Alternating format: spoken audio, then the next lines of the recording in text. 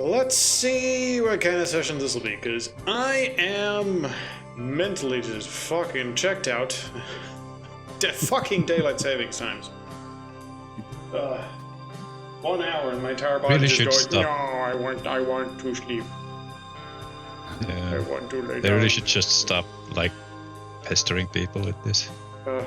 I agree. What if instead of a game we just have nap time? Good night, Sounds about fellow. right. Start snoring.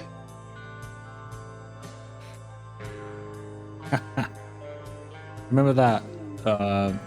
It was Humbleding's Manor. Lonnie fell asleep and just snored through the session. Is that then? I do Yeah. remember him just loudly falling asleep at some point.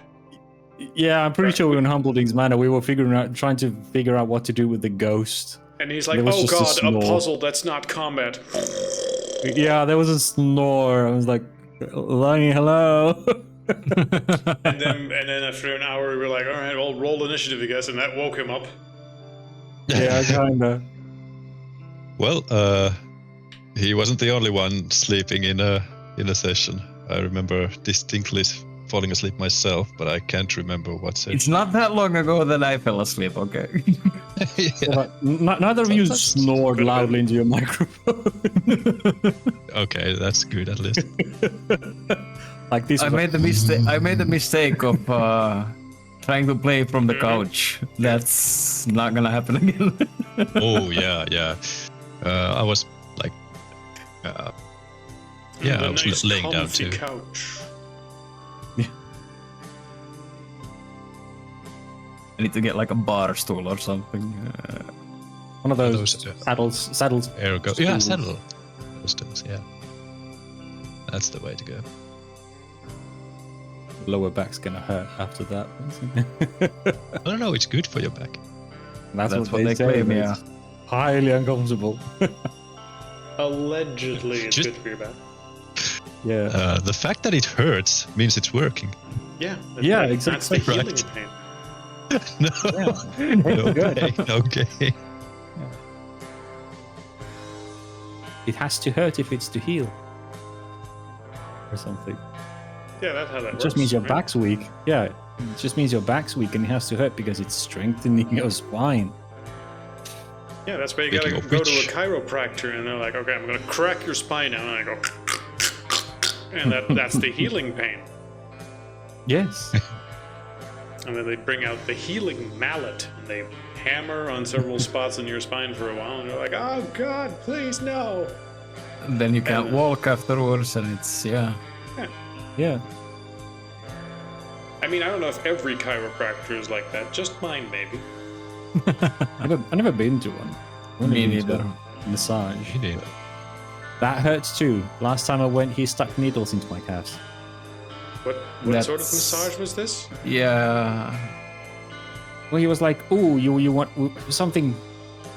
I think dry needle. There was something akin to acupuncture. It was like, "Oh, let's try this because your calves are stiff," and it really hurt when he massaged them without them. So it was like, "Want to try needles?" And I was like, "Sure." It felt You- weird. You sure he wasn't like a needle dick or something? I mean, I've heard No. the term. No, I think he was human, and there were way too many to be his dicks. You weren't looking at See, the time, right? this is what your mind tells you when you haven't Yes, been exposed indeed. to the. In World of It's a Darkness, natural, that might yeah. have happened. You didn't react, so now you're a bystander, is it? Sure. I mean, he did then shift to massage my shoulders and stand in front of me, so I'm pretty sure no dicks were involved.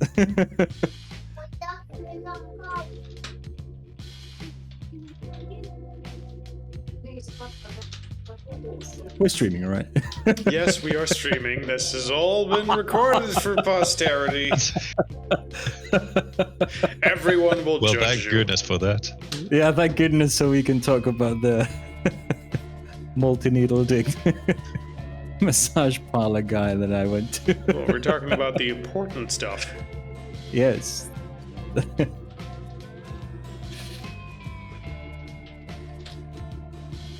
Anyway, Pex is at least, or Bruno is at least driving towards Sasquatch Museum. What's the other car doing? Yeah, what is the other car doing? Well, mostly like looking sad and crying. Following the other car, of course. Right, one of your cars was semi-damaged. You got a pop tire as it drove through a rough patch in a pothole. Here's truck. Do we have an exchange one on the trunk? Maybe. I Yeah. mean, the tire's not the biggest deal to take care of, but the damage may or at some point play a part. Yeah. As for the other car, it is still, you know, the old Toyota. But it's fine. You're not in a Oh rush. shit, we have a You're not picture being from the chained. Toyota. Yeah, you had that, did you not? No. I don't posted remember seeing several, this. Okay. Yeah. I mean, we have lots of pictures for all sorts of stuff. We're not stopping for everything to examine it.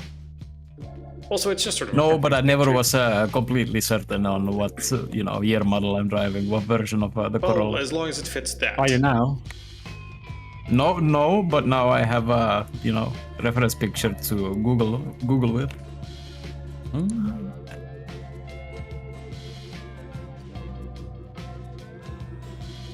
Well, that is something. Anyway, let's not get distracted.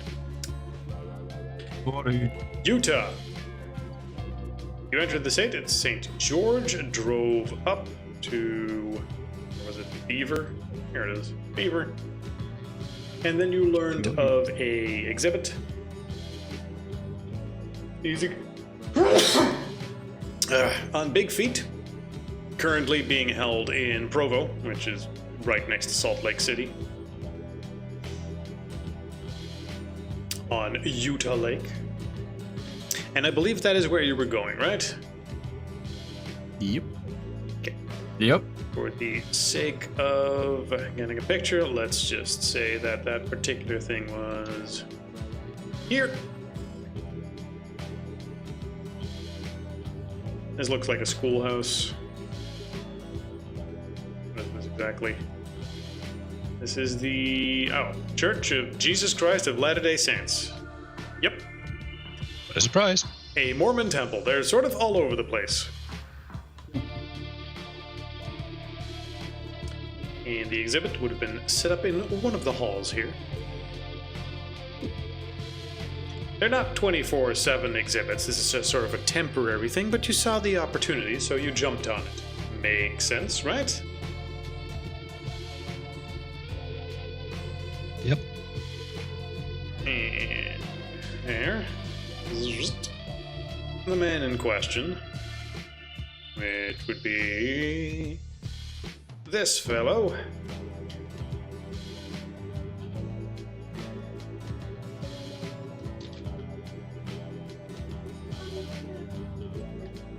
Which is Danny B. Stewart, running the Bigfoot exhibit.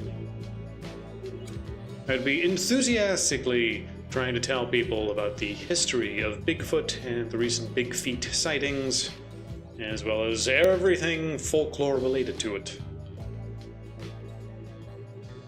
When you come in, he will, as it's not that busy, quite enthusiastically, I'm assuming you're going in, by the way, parking somewhere in the neighborhood, going, well, Yep. we were interested in this, we're going inside. Additionally, I should check just to see who he would go to. Number 4, meaning Marcus. For whatever reason, you were in front and have the spotlight. No problem, right? Are you there? Yeah, sure. Yep.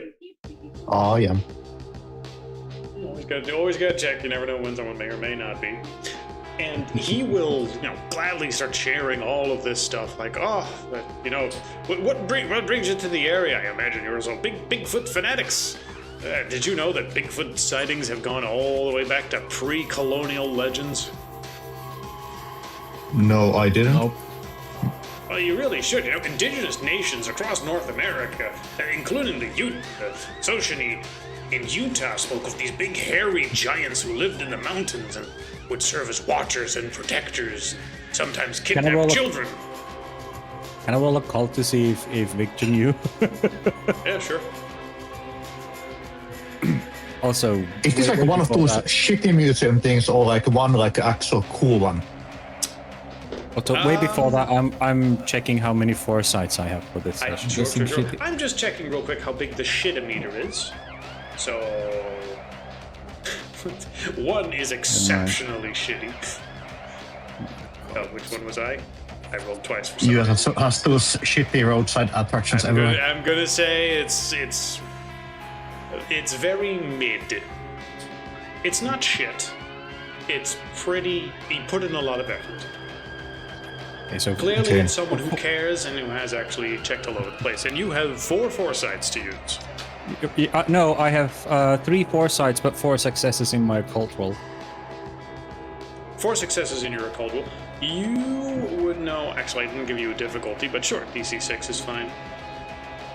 I mean, even with a 7, it's You would 4 actually and know on that. quite a bit about the Nice. various legends, and you will be able to confirm about the bunch of the stuff that he's telling you about, and even give him some details on 1 or 2 things.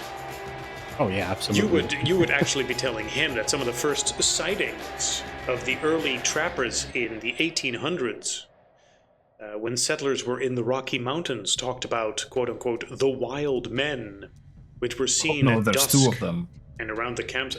2 of them? Oh, because both. Yeah. Yeah, exactly. There's 2 Victors now.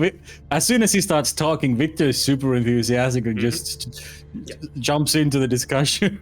So some of this information is coming from Victor as well, but they are addressing Marcus mostly about this, as they're Yeah. trying to show you charts, and they think you're sort of in charge of the group, as the others didn't look particularly interested. I mean, Victor obviously is also interested, but he seems more interested in showing that he also knows this stuff.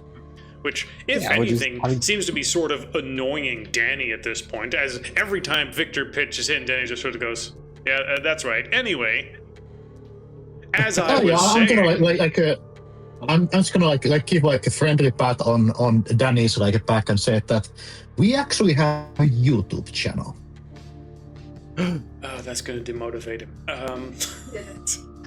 Like if you don't mind, we might take some Actually, footage and we're maybe people YouTubers, can see it and like know this stuff already. you get more visitors. Oh, yeah, I mean... And we are actually really interested about, is there actually anything recent? I'm sure that you are keeping your eyes and ears open about anything that might be new about this subject. Well, Right? I guess it's interesting that you would ask that. And he skips several pieces of the chart. He's like, okay, 1800, and no, skip. And the 1900 sighting of, no, skip, as you just skip, you press the skip button on him. And he says that up until recently, like up to the 2010s, there was sort of a silent, as reports tapered off, and most were just written off as hoaxes or black bear sightings, and yet locals kept telling stories about these big shapes past the tree lines. And then there's been a massive flare-up recently, as we've had dozens of reports pouring in from both northern and southern Utah to the Washask front. Hikers hearing wood knocks, campers seeing red eyes shine from some creature between the tree lines, entire groups spotting tall silhouettes crossing the hills. We've set up drones and tried spotting stuff, and that also confirmed that there were just these big groups of tall, hairy creatures walking around.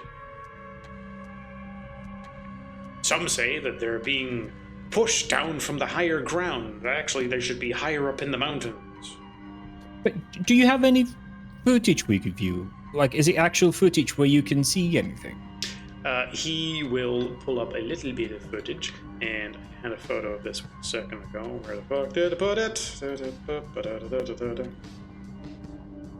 We would also be interested about names of people who have No, not seen things and maybe hadn't had time to like pick up their phones while they're being busy running away in panic. He will... Oh, for fuck's sake, I can't do it from here!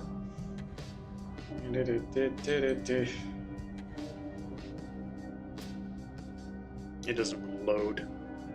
But yes, he will actually show you a few different sightings but very often they are incomplete or blurry, as you've experienced yourself. But some of them are also far more. I'm going to put this one in Discord for the purpose of visible.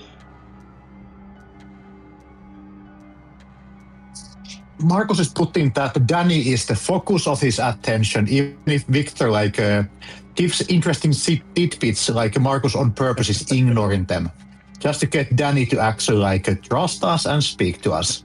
And he's mentioning the YouTube channel a couple of times and what worth we might give to the small museum in hope that he might actually give his all to help us out. Yeah, and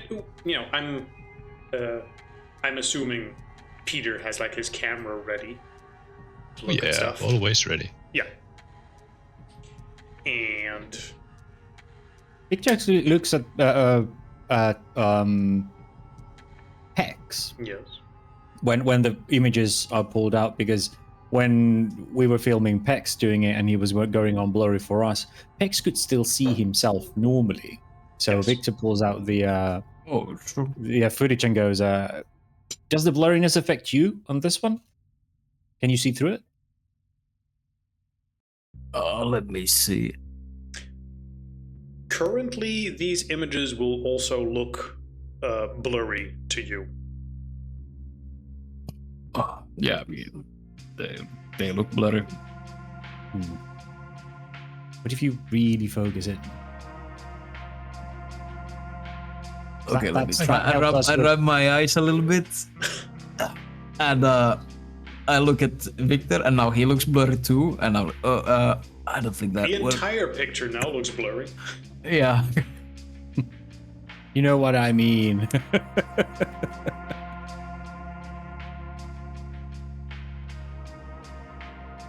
Would you like to tap into your power one way or another for this? No.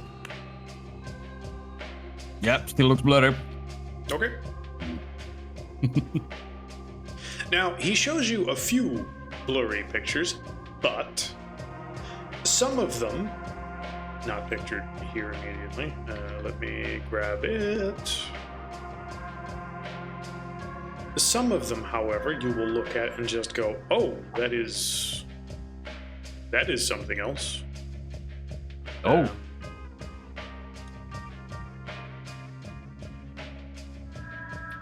I'm going to use this one as an indicator, but there are a few pictures where the creatures just look sharp and crisply visible.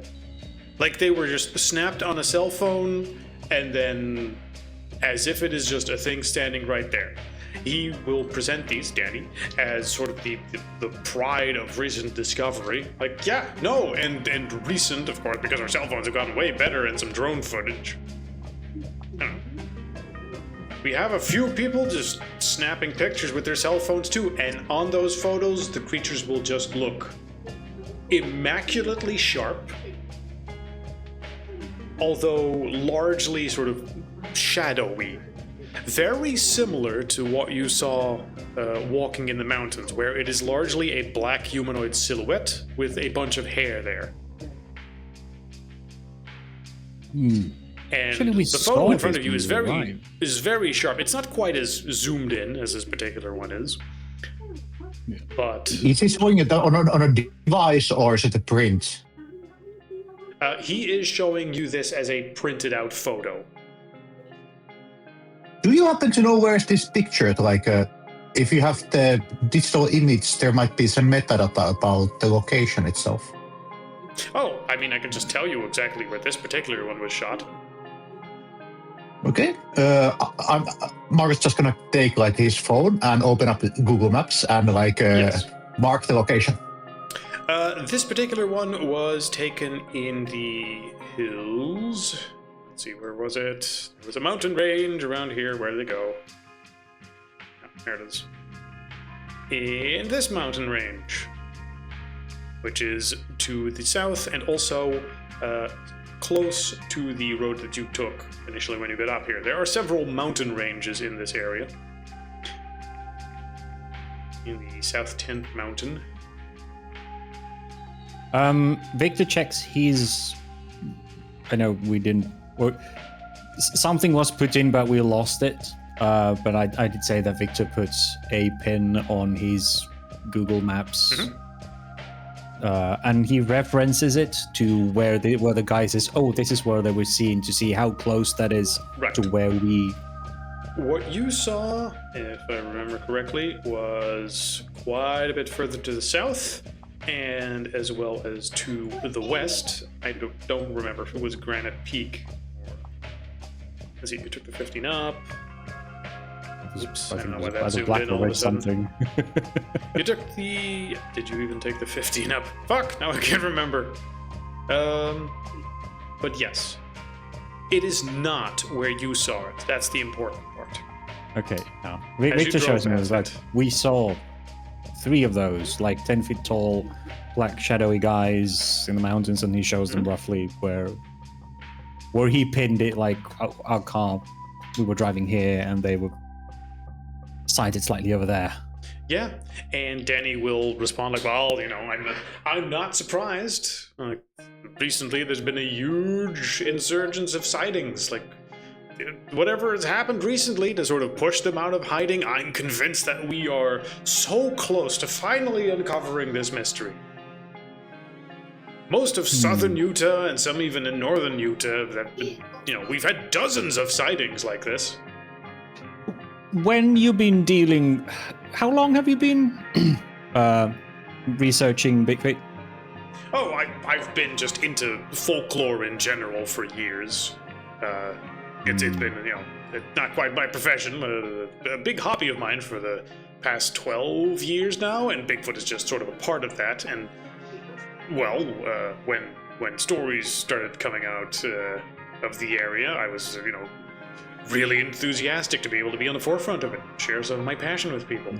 And honestly, the passion seems to be overflowing, since everyone that's been involved in this and seen some of it has also just really found a new lease on life and been so full of energy to try and find it again.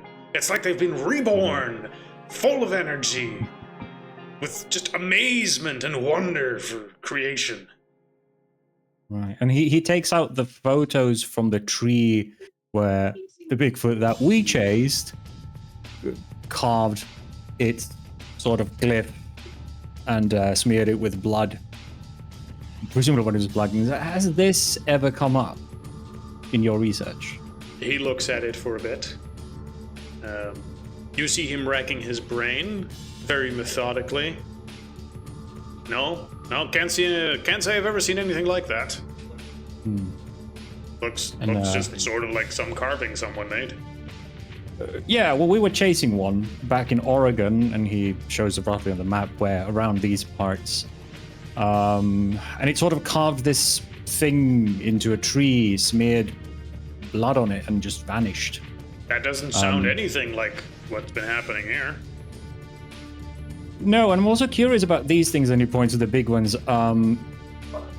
The interactions that we've had with this thing, with Big Feet, well, one of them, is that they seem to have some, I would hesitate to call them a camouflage of sorts that makes it really difficult for you to see them. Like, that's where these all images come blurry. Even the few footage that we had, and you really have to focus on it to see anything. It's like your brain doesn't want to register it. But these guys, and he points to the big black things. First of all, these are way taller than the normal, based on our experience, and they're sharp. I'm hesitant to call these Big Feet. I mean, they might be related, but they lack the sort of almost psychoactive defense that Big Feet have. What are you talking about?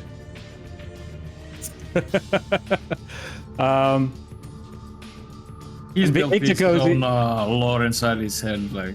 Victor goes into a long explanation of what we've experienced and how like he gets a sort of detailed explanation on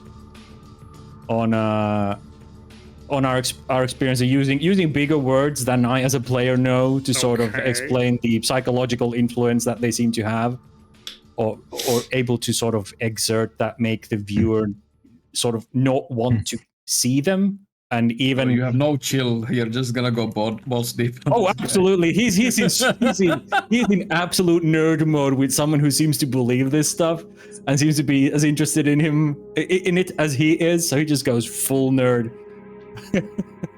on explaining his hypothesis on how they seem to sort of have a native ability to influence the psyche of the viewer to make the brain want to forget it or not see it, like a camouflage, but it's in your head. I why would it take a affects healthy cameras and amount of everything. skepticism for anything that Victor says. Marcus says and winks. Yeah, so when the guy, like, for the third time says, you're fucking out of your mind to Victor, Peter starts to, like, calm Victor down, like, hey, let's just stick to the point. We're not here for this stuff. Like, as he goes on a whole bunch about this, you can see that none of the stuff you are talking about registers to him. Like, first off, he knows a lot about local legends and folklore, but the stuff you are describing might as well be magic to him. And it doesn't connect to anything he seems to recognize. So he just thinks you're a fucking crazy weirdo, and this is coming from someone who has a Bigfoot exhibit.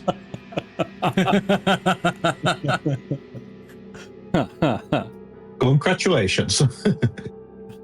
Victor doesn't seem to care. Like, I'm used to this. Like, even the Arcanum guy was like, big feet. No. Magic, Yep. yes. Big feet, nah. Don't exist.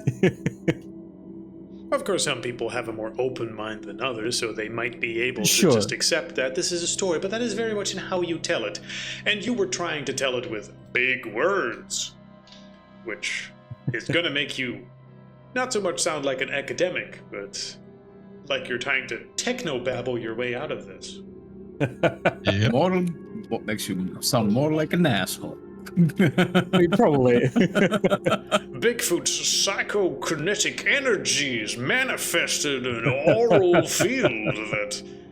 And then you realize you're talking to Torque, and he's like, Like it's either this guy using is too many fucking syllables. Apologize. It's either this guy is fucking crazy and has established his own lore around these creatures, or he's just fucking with you. He's part of the cult. But yeah, no, that's it. Well, we have our own Alex Jones with us.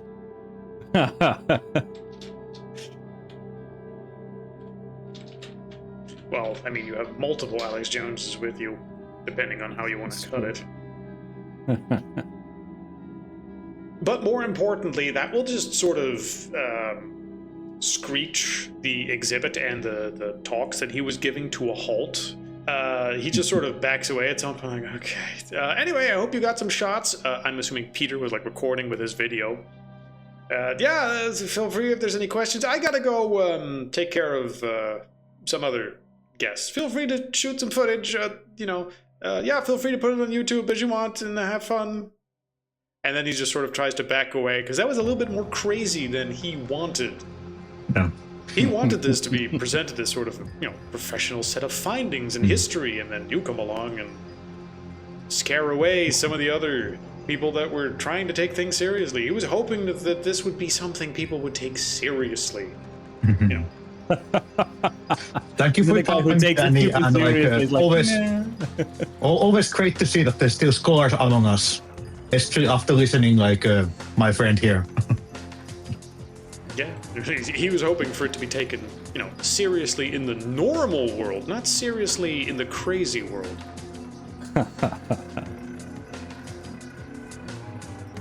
But yes, you are still in the exhibit. There is still story and stuff to examine here, and photos if you were so interested. Any particular piece of information you're trying to get from here? Can I find a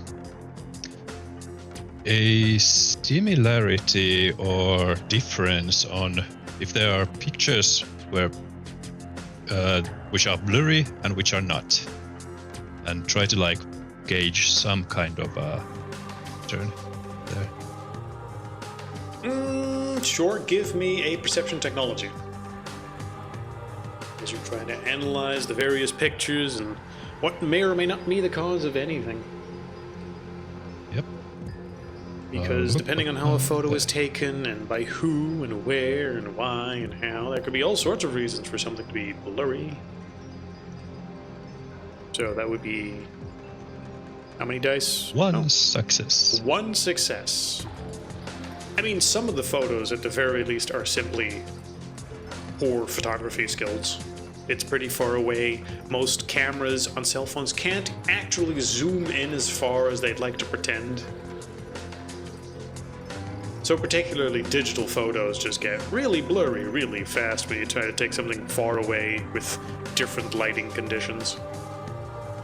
With unsteady Some of them are videos on a little monitor, but those very quickly get very blurry too, and they need like the red circle, as shown here, to even just point out where it is.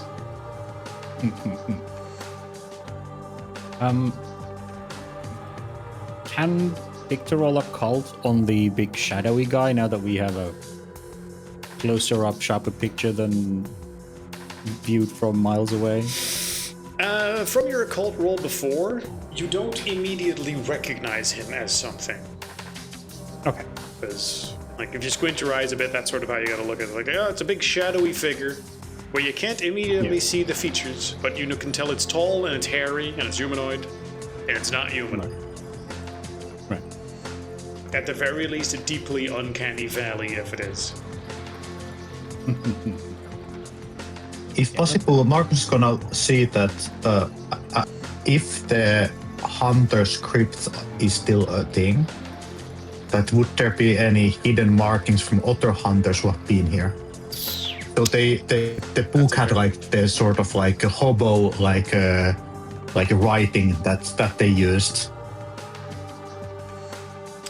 Whether or not other hunters have been here in this museum, you mean? Yes, so especially like if they would have some marking about some set piece. Just like most likely there's nothing but just a thought that goes to Marcus' mind that he's gonna like walk through the exhibition, see that if there would be some scratchings made by other tourists, something which would actually have some significance for us as like basically messengers like chosen. I will grant you that you will give this place a once over as you are looking for that stuff, since you Yeah, I'll know try look to for it. roll and see if I can activate my eyes Oh, yeah, sure. while we do that. If there's actually anything that... Yeah, go ahead and roll for that. At the very least, Marcus's checking of the various symbols in the area reveals that there are no such symbols here, which makes a degree of sense as this exhibit has certainly not been here for very long. Yeah. But there is a marking for, investigate later. I forget what all the markings were. Let me. There is a marking pointing to something. Let's see. Is infested, heralds, messages, danger. What the fuck does that one say? Or? What is this word? Hope. There we go. Home. Or home. Hope. I think it's hope. Or hope. Yeah.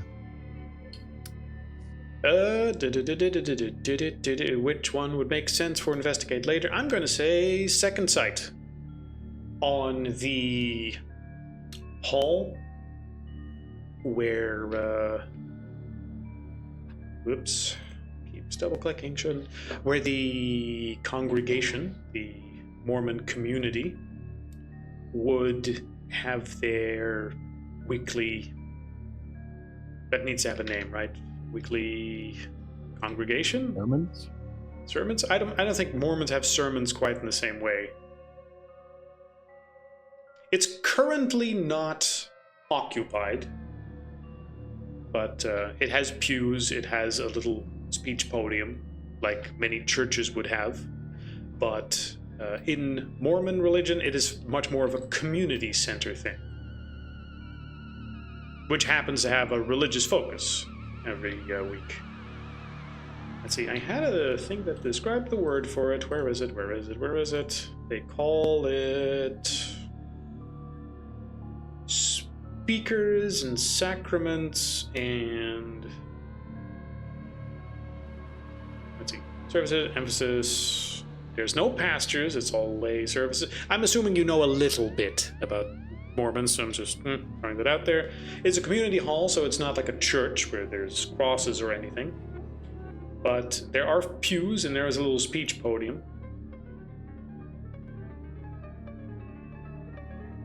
And let's see. You know that once a month, if you ask what it's for, which, you know, considering there's lots of people around and it is a Mormon temple, they will tell you that once a month there is a little meeting of testimonies and fasting, which replaces the traditional Christian sermons. If you're interested, you're welcome to join, as we're having one in only 2 days, where we will share our testimonies of our faith, the glory of God. You're welcome to Peter, join. not just Doors like are always open to new members. Peter, not just like Victor. It's not just like, yeah.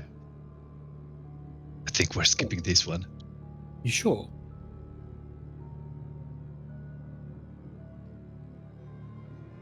Hey, I mean, thank you Marcus for the was invite. investigating. Marcus was investigating, and Bruno was checking something the second side.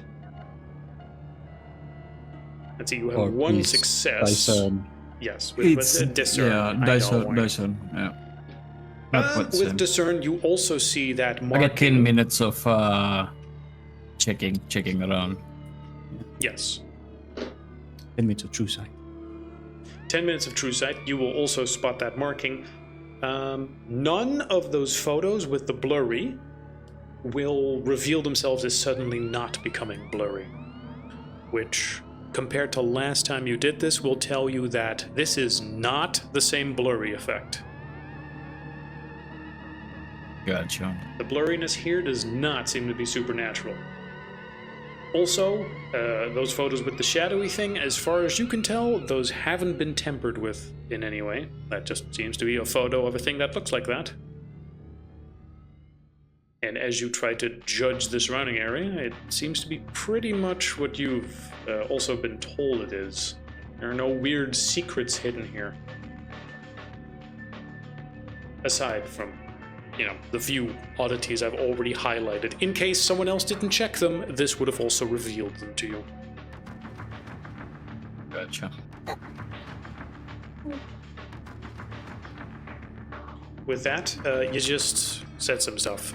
Peter, you have the spotlight. Peter? Miro? Did you walk away? hello? Yes, there you are. Lorta. I'm just so hungry. I'm thinking of what to eat. So, yeah. Checking the pictures. Nothing spectacular was found. I think I'll go take a look around, like outside. Sure. See, like, what kind of place Oh, where is this fucking this? thing go?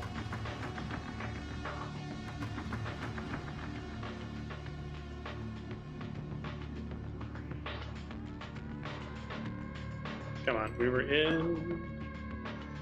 Damn it, I've lost track of that temple we were in a second ago.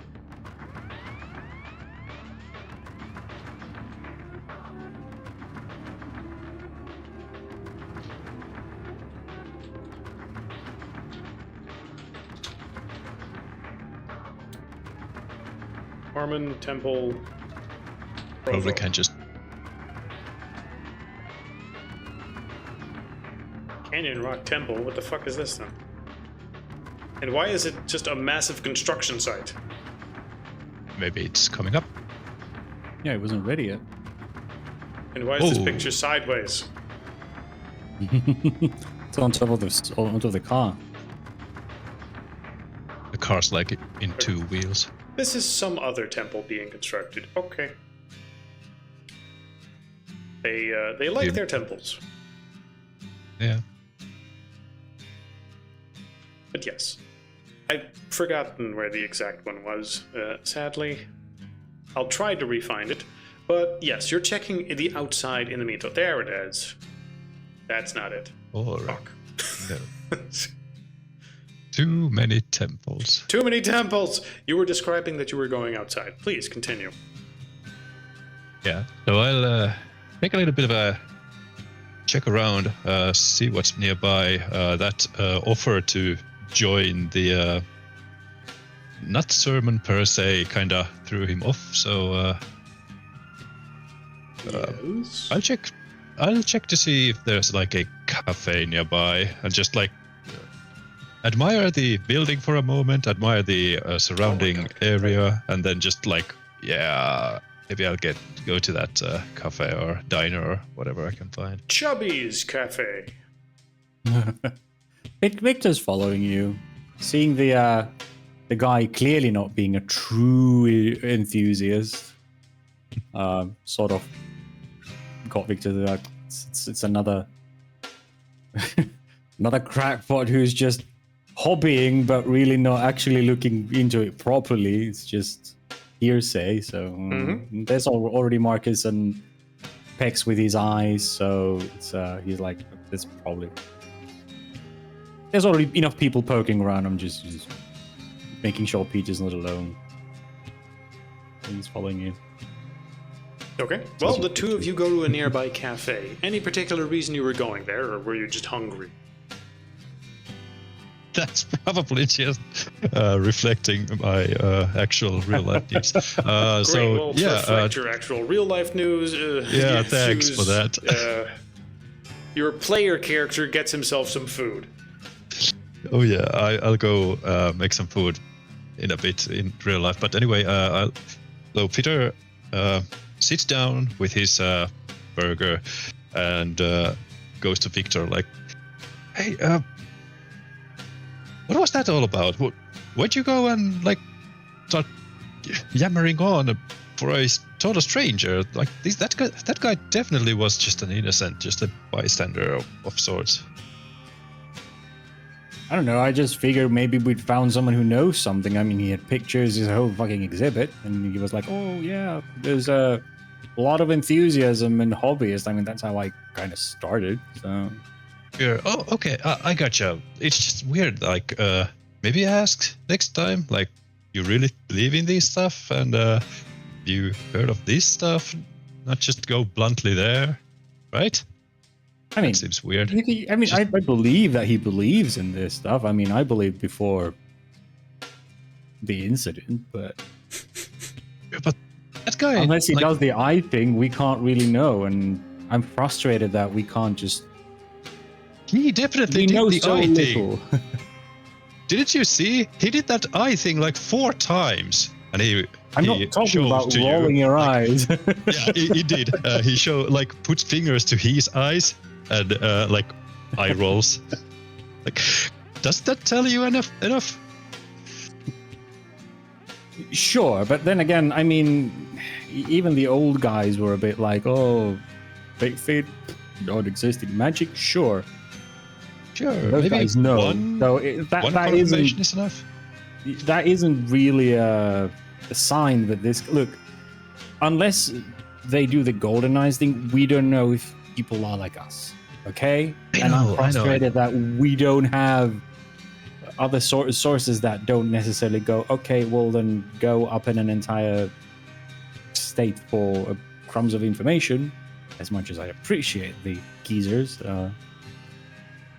Well, yeah, but it's when you just get so excited about something, and you're like, "Oh, this is someone who shares the passion," and you have a chance of getting information. Then you just kind of sort of lose track a bit. You're like, "Oh, yes, a chance of learning new, exchanging knowledge," kind of deal.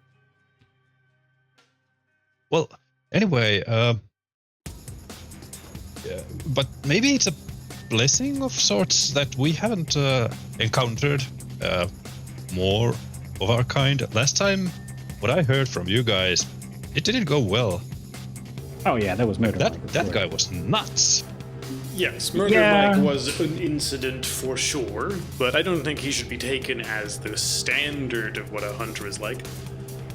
From what you know, many hunters are also just like people who are enthusiastic about finding Bigfoot and they make it their life's work. Not everyone has been quite as fortunate as you to stumble from one thing into another, guided by a voice in your head that says that some things are worth your attention more than others. Well, in Peter's experience, there are the 4 of us, and then there's that fucking crazy guy. And then there's then there's Bruno in unreliable between. information on the internet. Yeah. What did you say, Mikael? And then there's Bruno, who's kind of in between Murder Mike and the rest of us. Yeah, like he's already showing signs of being that guy Yeah. already. And far be it from like Question is, why Peter to aren't you? think like, yeah, exactly. Like, well, yeah, it goes deeper. So yeah, You a sympathizer? Maybe. Huh? yeah, silent sympathizer, out of the air. Anyway, sorry, wrong game. So, anyway, sure, does feel good getting out of that building. They started like converting you instantly, didn't they? Holy crap! Granted, Well, that no, was when but you went more into I'm the just- Mormon part. Yeah. I mean, it's. I don't mind the conversion. I mean, you can just ignore that and pay lip service. I'm just, you know, Yep. there's. I mean, I assume Bruno is still in the building. Oh, okay. Actually, I'm. We went to a Why? cafe. Why? The two why of am you I? went to a cafe, and then, I'm assuming that's because the others stayed behind, unless you also went with them. Why would I stay behind? Give me a reason. Oh, I mean, you and Investigate. Marcus. Yeah, you and Marcus were sort of investigating the building, Okay. and Peter and Victor wandered off. investigating, and there's nothing here. See, this is why we can't split the party, because you guys just mind hop over to each other. Just the other players are here. Well, I Let me never, know. Travel where everyone is. I never said I was. Yeah, whatever. I know, it's hard to I'm be like, oh, I fine. didn't say, I did say. Or I mean, no, yeah, I mean, I'm just that I you could understood. just is kick that- open the door and go, I'm here now. Yep, Yeah. indeed. Just It And just give sounded me a like- burger. Yeah, it just sounded like you and Marcus were investigating this stuff, and at the same time, the Mormons were like, "Oh, you want to come to sermon?" And I was like, "No, thank you." We have 2 people investigating, so we'll just go. I mean, it's fine if you're here. So. Yes, you tell Oh, me if we're what you're doing. okay, so if we're still investigating and these guys are trying to run off and have like a coffee break, I'm just gonna grab them by the scruff of the neck and keep them around until we're done. Yeah, Bruno goes to the cafe, grabs the 2 of you by the scruff of your neck, and drags you out of the cafe all the way back to Mormon school. hey, what are you doing? Where are we going? Did you find something? Where are you going? Well, We're on I the mean, clock, you got- all right? Yeah, that doesn't I'm mean that hungry. does not mean that. Sure, that does not mean I'm not hungry. Okay, we do this together and then we go and eat together. I was just following Peter.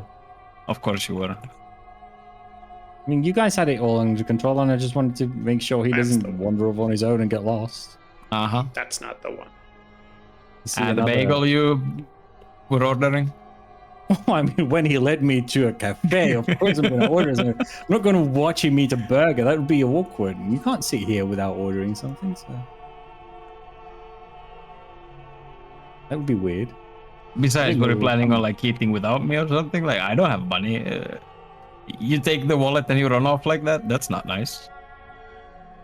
Hey, I was following the wallet. I have a name. The wallet's right here. Mr. I know. Wallet. But I'm asking you. No, I was following the wallet. All right. Well, let's get this done with, and then we can go and eat together. All right. Well, did you find anything? I mean, No. You have the powers of sight or something. so- Well, yes, and you have the powers of occult knowledge and shit. Like, shouldn't you be Yeah, here with me, trying to piece out if there's anything here?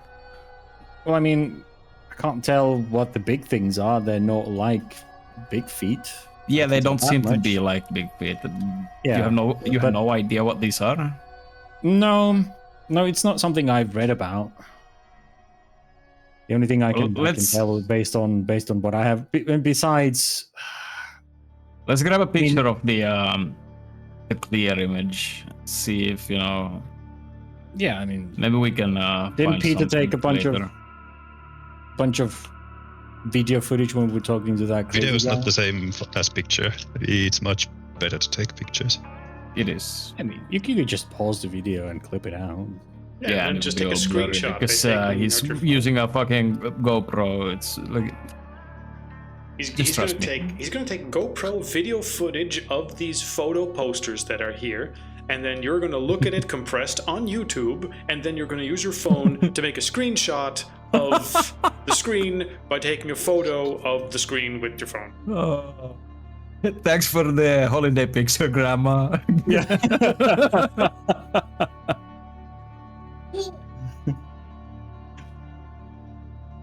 I mean, fine, but I mean, you should really let Peter finish his burger. I mean, don't think the crazy guy's gonna let you take that in there.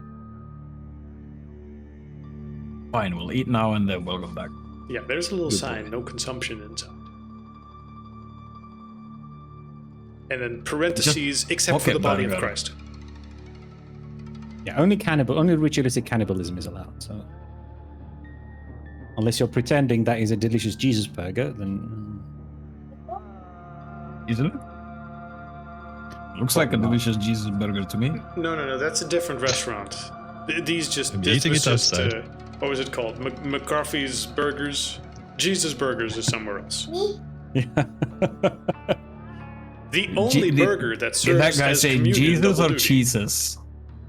No, the Jesus burger is extra. That's their version of the cheeseburger. Yeah.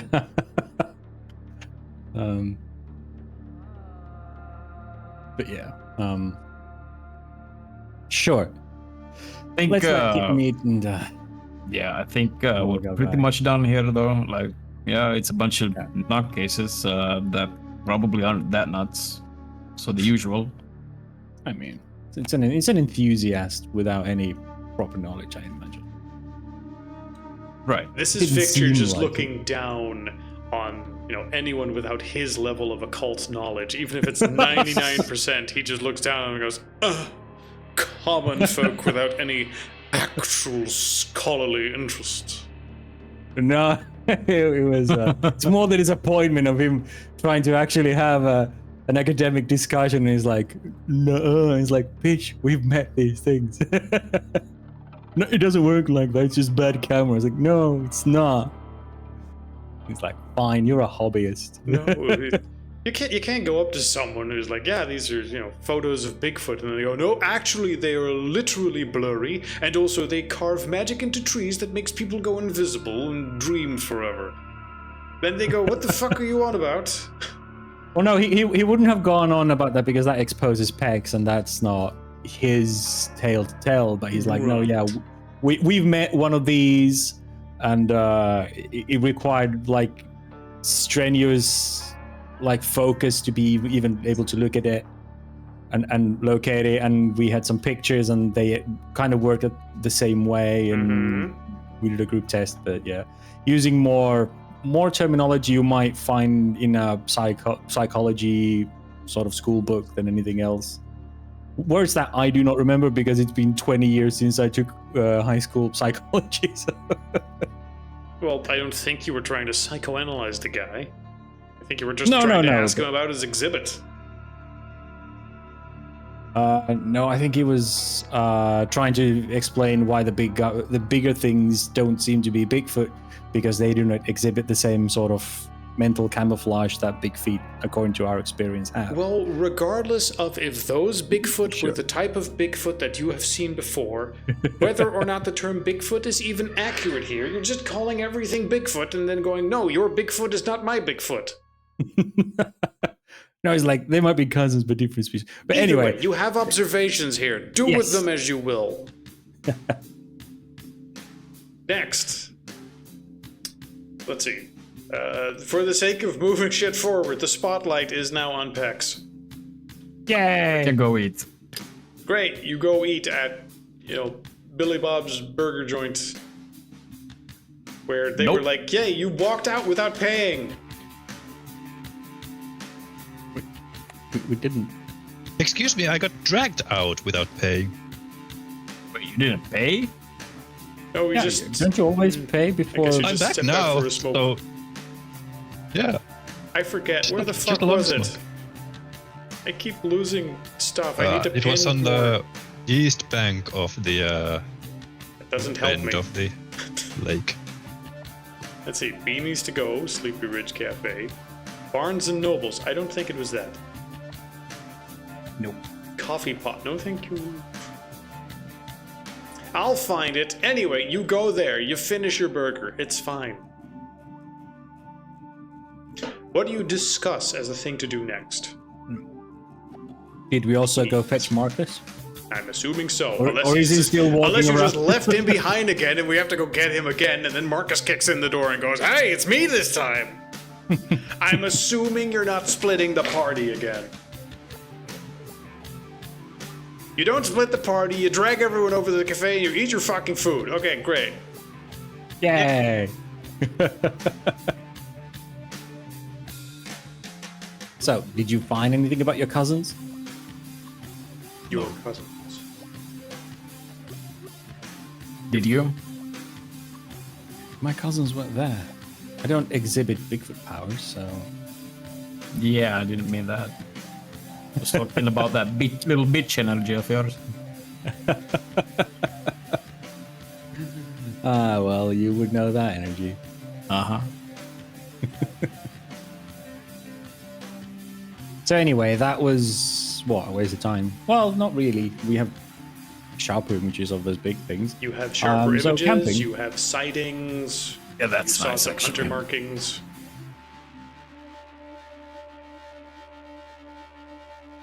What else? Yeah. So, do we go camping around where those guys were seen?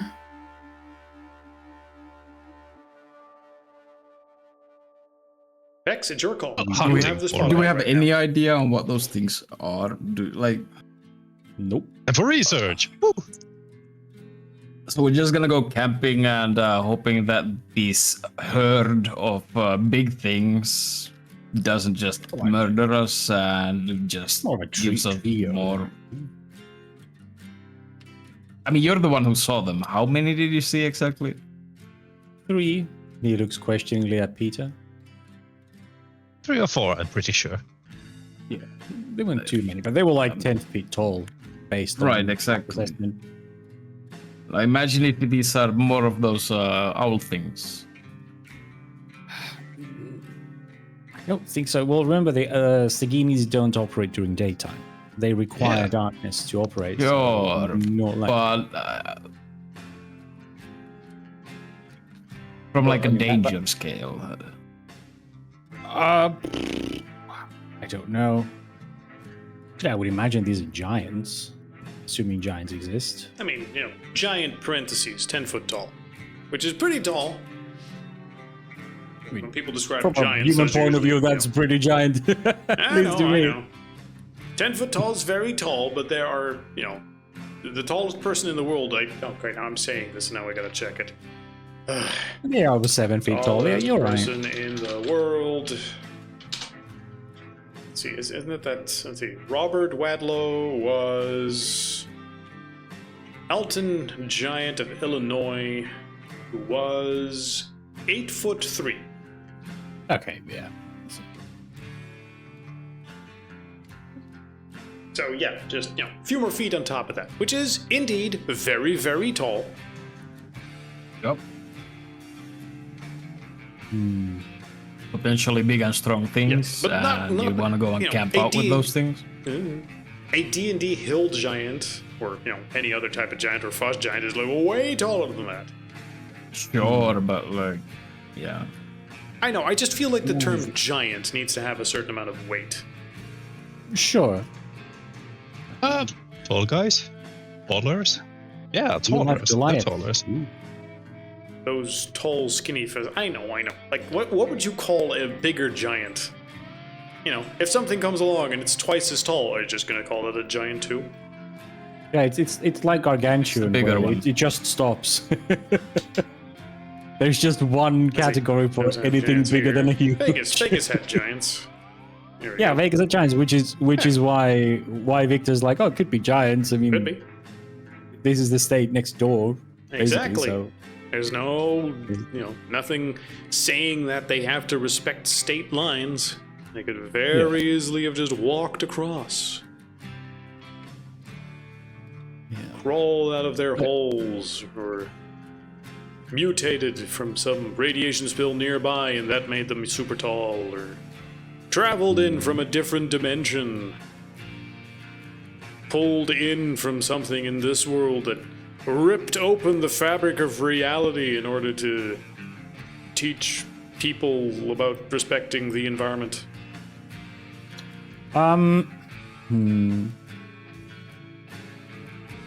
We could actually go maybe back, take a look at more like, is there a consistency on how many has been seen? Is it always in a group of 3 or 4?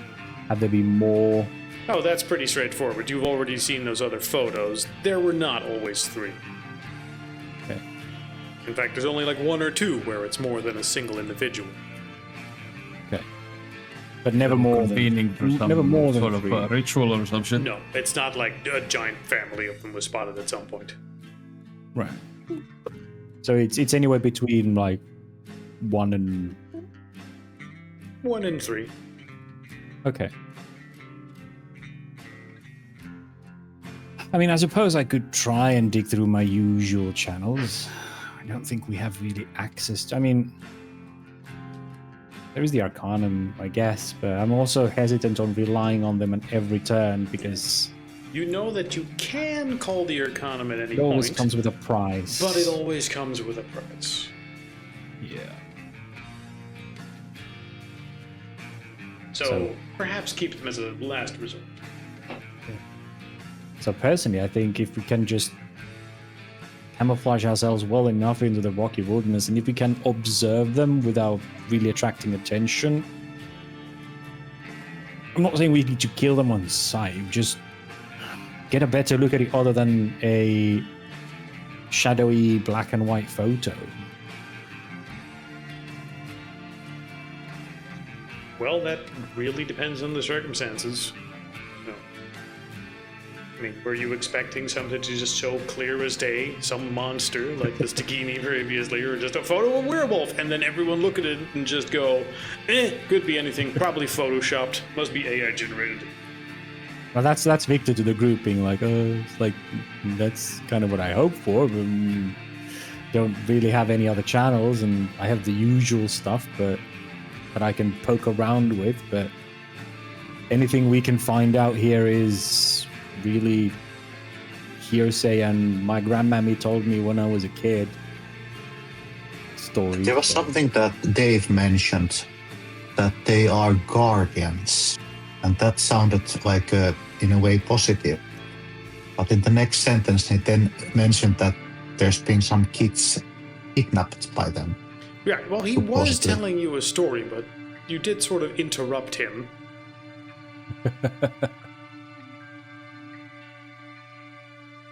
So whatever information he was going to give you there, you might need to recall it. Fortunately, you had a know-it-all with you who sort of knew all this stuff already.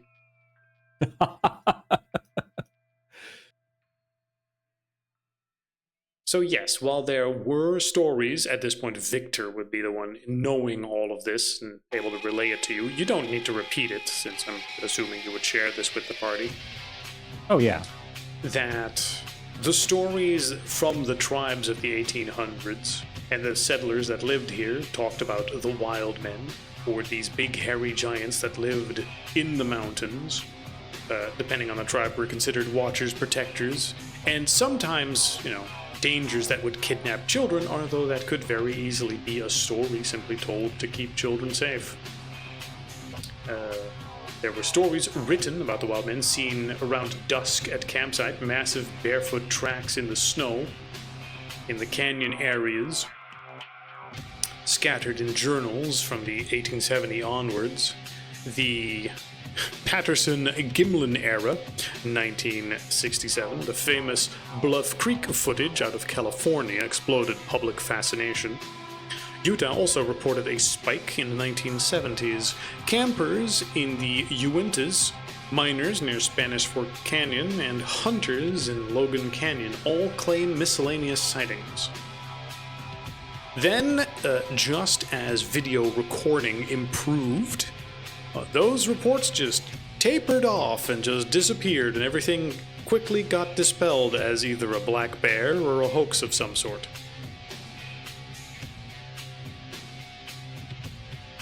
Until recently, when reports from this area are all sort of flooding in again.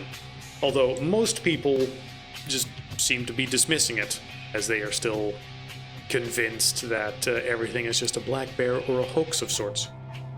Or Also, if AI generated. modern, yeah, exactly. If it's modern day, then deepfakes are getting pretty convincing. so- Yes.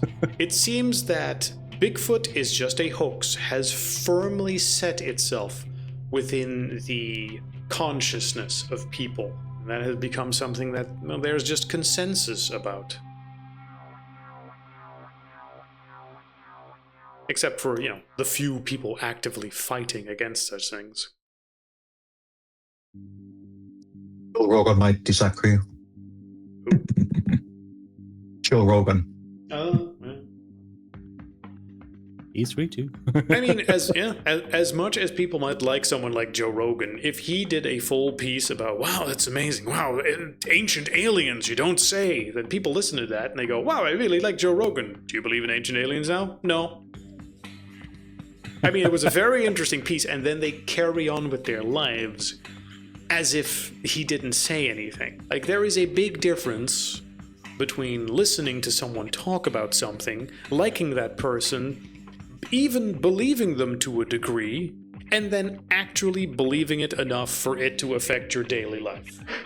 People will go to a Bigfoot exhibit, see all sorts of evidence of Bigfoot, and then go, wow, that was interesting, and then nothing will fucking change in their life. Yep. Regardless of what they actually see there.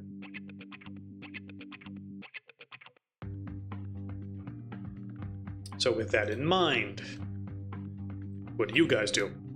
You've had your burgers, you've had your food, you've had your talk. You're pretty certain there was nothing else at the Bigfoot exhibit you've missed or discussed. You have photos. You have more than a few sightings. There doesn't seem to be a single hotspot. It seems like every piece of the woods in the mountains of Utah where you get even slightly away from people could have a Bigfoot in it. Which is not terribly helpful, I know. And it's also kind of creepy. Yeah, They always there. They're It's that spot of the there. map. It's you see a map of Utah, The fact and it's that like, these where's aren't the actually gray-horned owl? And it's the over in same- this section.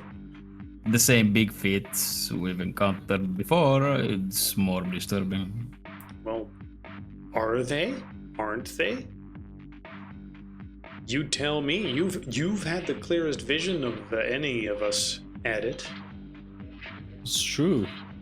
Yeah, because you used your discern on it, so you've actually seen through the blur. Yeah, you're like the only person to have seen one of these creatures without the blur. And just in case people forget, let's see, where is it? There it is.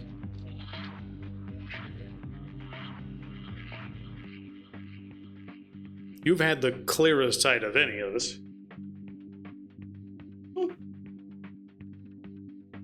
And as you recall what that creature looked like, Yep. you can't help but notice that there were some differences. Yep. So, Pex, you have the spotlight if you would to push people in a Well- direction of conclusions. Well, no, I would like to push people to caution. Since we have no idea what these creatures are, and you're just planning on going and camping with them, that doesn't sound very safe. Well, I mean, sure, I'm sort of I'm trying. Then we have other leads that doesn't involve us stranding ourselves in the desert with a bunch of creatures we don't know nothing about. One that I can think of. I mean, there's other Like creatures some lake in the monsters area. or some shit. Sure, but those are also let's go check the lakes kind of thing. I don't think there are that many exhibits for lake monsters or an Sure. ancient I guess archive you're of right. cryptid knowledge. I So guess you're right. We should have taken that. Never mind. Yeah, okay, it's fine. the what? Nothing. Never mind. Now go on. You had something. Don't leave us hanging. Yeah, don't leave us hanging. The technical. The technical that you left back in Nevada with Yes. with the machine gun in the back. You do know. Oh, I still have my materials for the flamethrower in my trunk, though. That is Maybe true. we should fix that. Maybe we should fix that before we decide on taking any action. I mean, Hell Nothing is yeah. stopping you from doing You're that. the one. You're the one who said that fire is like a universal repellent to most supernatural. at least vampires, yeah. But then again, what living thing doesn't fear fire? I mean, even humans fear fire. So Right. I think it's just they a leaving? universal repellent. Nobody likes to get burned unless they're fire retardant. So, but I mean, if they're not dangerous before, then I'm pretty sure anything becomes dangerous when you start putting bullets into them. So, not sure if that would help us. It would make me feel safer if we have a flamethrower with us. I guess, so long as you don't start burning things as soon as you see them. Right. Small note, there is nothing Right. stopping you from constructing a homemade flamethrower with the parts you already have. We wouldn't do Yes. the check that now, we would do it when you actually try to use it or test it, you know. From what you've learned, don't expect it to have a giant incident again. You've learned from that. You're not going to make that mistake again. But it would mean, after you've constructed it, that you would have a large, bulky flamethrower sitting in your car. Which means that if at any point you are stopped, you would have a serious amount of investigation and questions. If anyone ever sees you with it. Yeah, I don't. It's not like I want the police to investigate me anyway. So Yes, so just keep that in mind. So you Yep. can't be like, oh yeah, I walk into this building and I have my flamethrower. Just making sure. yeah, obviously. I wear a backpack That only to happens- conceal it. Yeah, that only happens when everything is absolutely fucked already. Yes. It is the absolutely everything is fucked option. Well, I mean, if we don't go camping, where do you propose we get the information? We go onto the exhibit. I'm not sure if this town has No. much in ways of archives. You're right. No, you're right. Like, We'll just fix. Give me an evening or two, and I'll fix the parts together, and then we can go. sure. He turns to Peter and goes, "I'm driving in your car in that case, even if you do go over the rooftop a few times." Wait, Riding. Right? You're riding. You're riding? Right, I'll be in your car. Isn't that what it's called, riding your car? Yeah, I just heard driving and I was like, No, I'm not driving. No, I'm riding in your car. I mean, a homemade. You saw what happened last time. It's and, not gonna happen again. Okay? Like, first of all, I'm not delegating the assembly to you this time. Sure. And you've learned So you can't from fuck it last up? time. You're probably not gonna fuck it up twice. You know, I it's just followed easier. your instructions to the T, man. So Yeah, you probably Maybe- shouldn't have done that. So yeah, no. If you're using the same instructions, I'm taking the safer car. I'd rather die in a car crash than a. I mean, it's not like All the he's fire. it's not like he's constructing it while driving.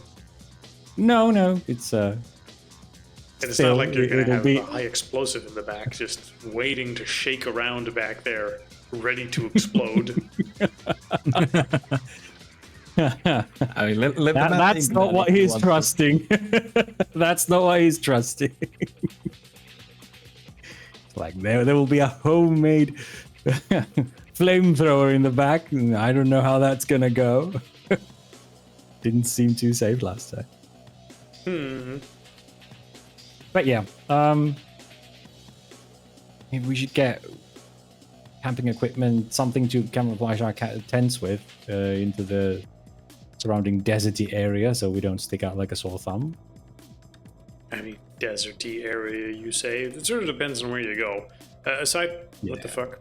Aside from the Salt Lake area.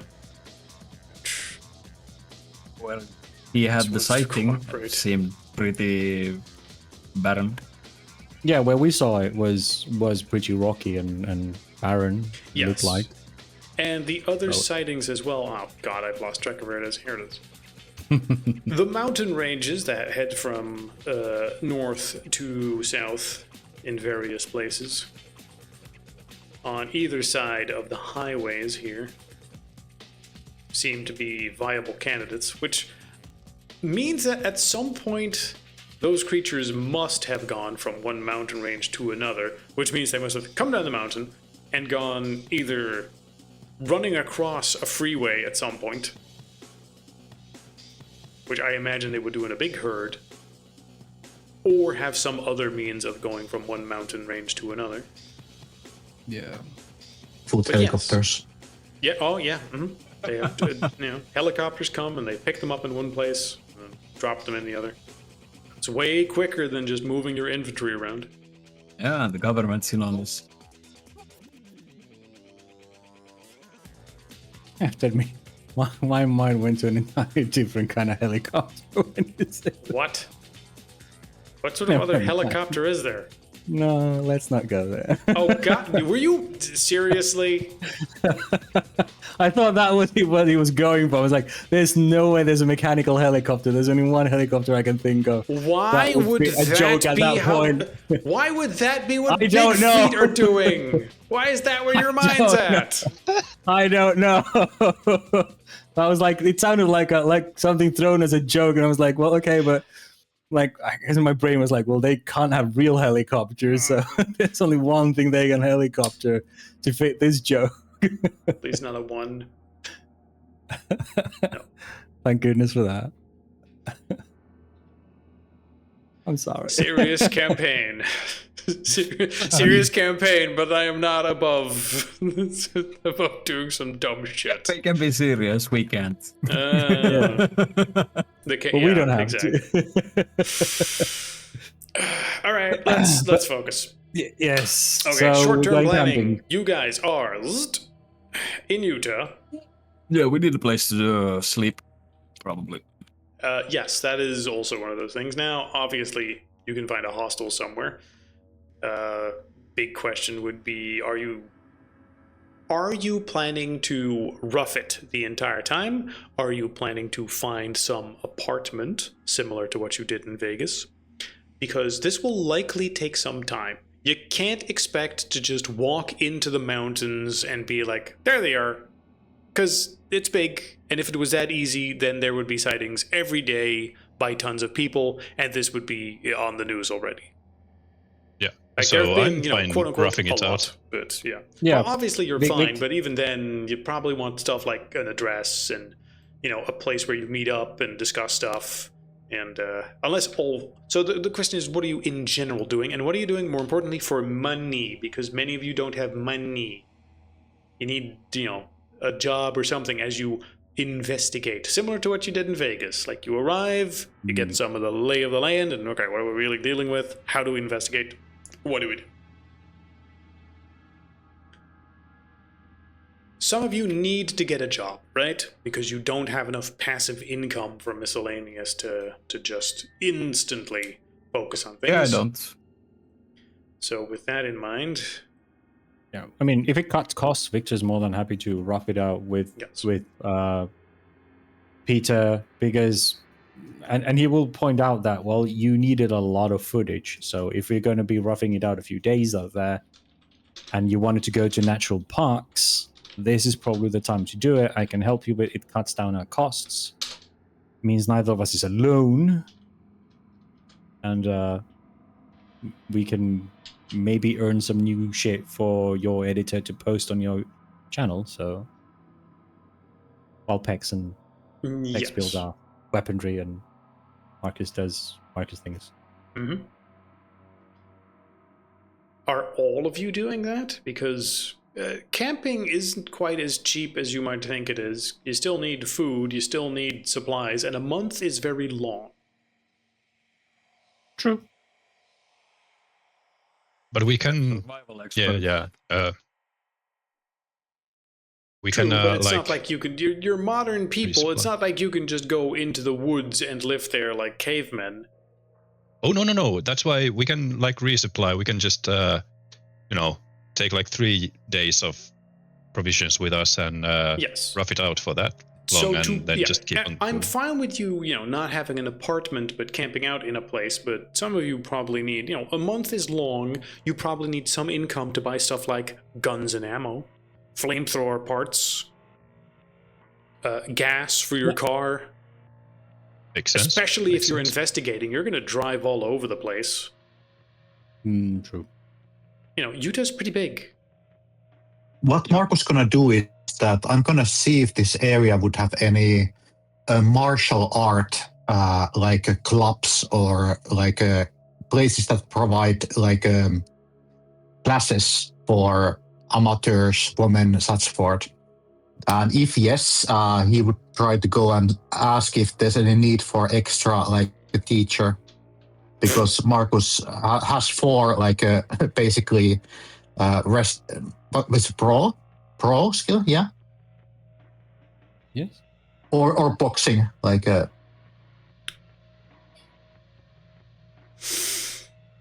Let's see. So he's basically trying to find like a teaching job related to his pro skill. Let's see. There's a bunch of places here. Help But, out with that if you want to.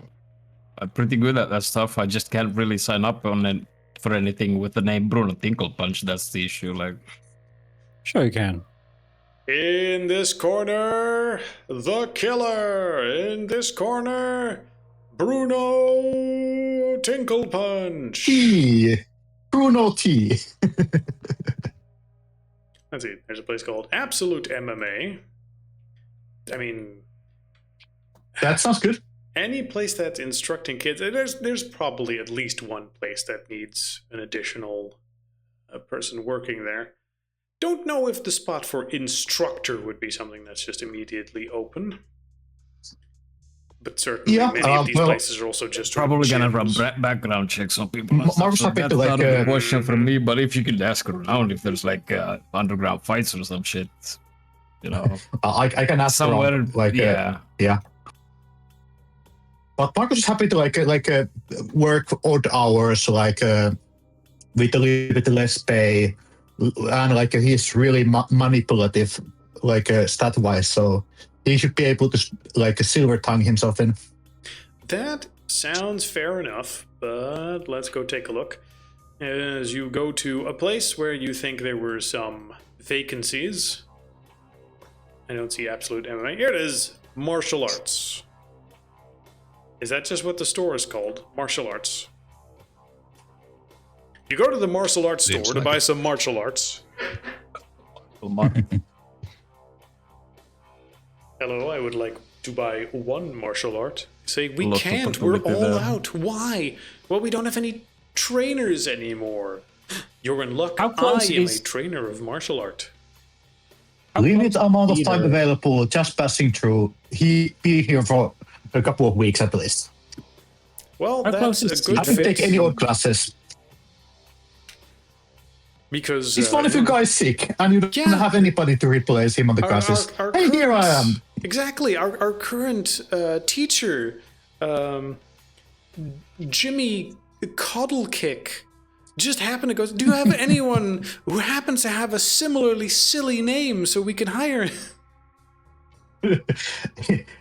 Actually, He was. Yeah, he was I'm also going famous to for ask his for Bruno. eccentric moves. His famous cuddle kick punch would instantly knock out people, and people would come from far and wide to procure the secrets of his arts for a small payment of a few $100s. The neck And in a break couple of pump. years, he has a cult around him. One of those guys, like he's punching the air and they're like falling around. That might very well be the case. Give me a perception. Was the thing perception subterfuge? Okay. I don't see. Well, I mean, if we it here for position shield. ourselves in Cedar, which is only about 48, it's 53 miles from Beaver. It's the largest city nearby. We could You're probably telling me a rent an large apartment. piece of wood is right next to Beaver? No, it's Cedar City. Yeah. Cedar City in Utah is a it's a 45-minute drive from Beaver. Mm-hmm. And we could probably rent a place there, and we could probably it would be easier to find temporary or employment there probably than in Only one success. Only one success. You can't quite tell what sort of bullshit they're doing here, but you're pretty certain you could at least I don't care. be part of I it. really You don't could get care. a job here. You or Bruno could probably get a job here. They seem to be one short. You seem to speak the same language as these people. You know how to punch. It should work out. You can, at the very least, work here for a month and get some cash. You or Bruno. Your pick. It depends, like, are they going to be, do you think that they're going to, like, do some inspection about the papers? Some background checks? These guys, you're pretty certain they don't care. As long as you can Okay, make your then martial arts Bruno look it flashy, is. they're fine. Yeah, Bruno alright, it is. And I'm not continue searching for myself. They look at the introduction. Oh my god, the Tinkle Punch. This is perfect. His secret technique will probably sell like hotcakes. He's got Punch in the name. Has to be great. Has to be great. We'll write up a big banner with his name on it right now. Advertise it. Bruno Tinkle Punch from. Where were you from? Oregon? Yeah, great. The secret martial arts of the West. Sounds much nicer than Oregon. West. Yeah, MMA for women. Women self-defense classes instantly full. Mm. Post his picture to it as well. Well, that is the reason for it. Yeah, exactly. Martial I the mean, martial arts of Wessex. Just yeah. break a bottle. Actually, Anders, if you could take your character and give me a That was AI muted that edit time. of God damn him it. in like a karate gi with a headband, you know, like Ryu from Street Fighter or something, with a big banner behind him that says like, you know, the Tinkle Punch. That would be swell. How do I do that though? I haven't used AI to edit images ever. Oh, you just upload the image to either Grok or like Gemini, and then tell it, okay, now turn this guy into this. They're actually pretty good at it. I've seen some crazy stuff done with it. Anyway, that's not an immediate thing. More importantly, where would Marcus himself end up working? Because there was only one spot for this. There's probably some shady business you can find somewhere here, and you did have some contacts.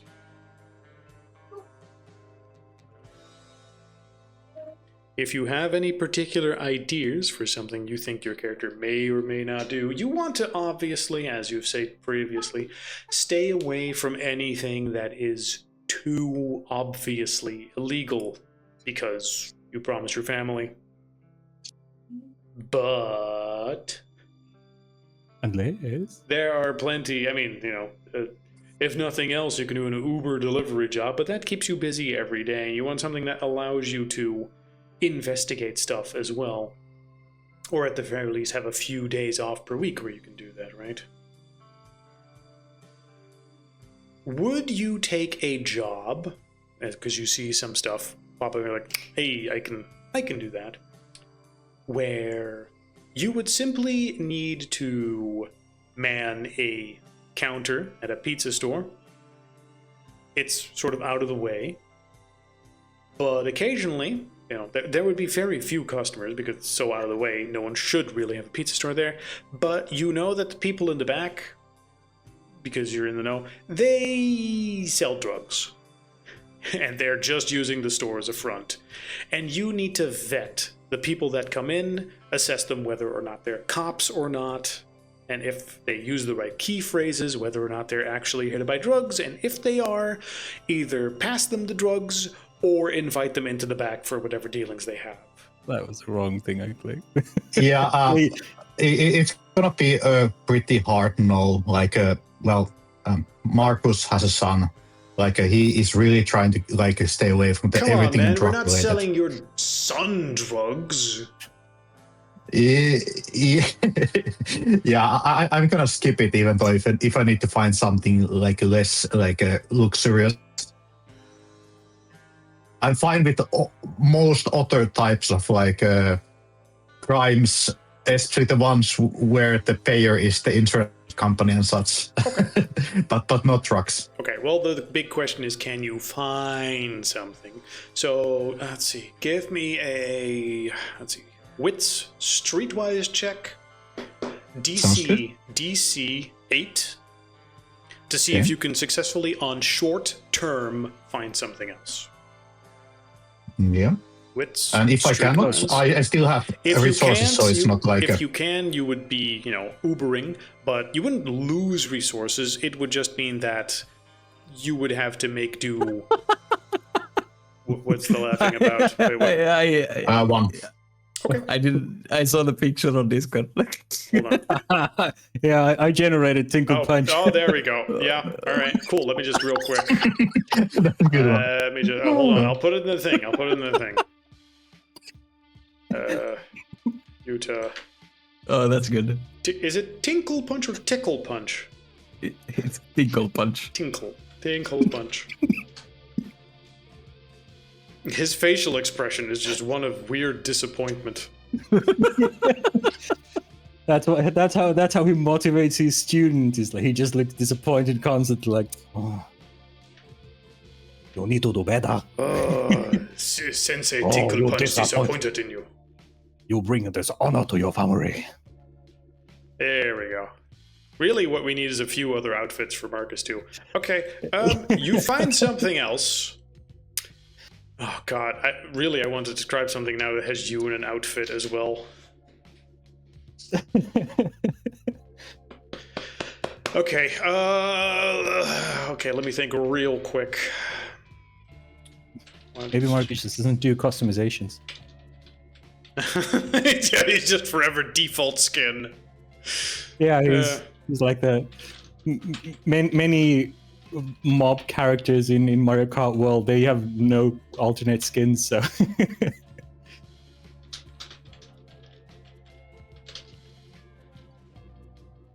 Yeah, he's just T-posing through the campaign.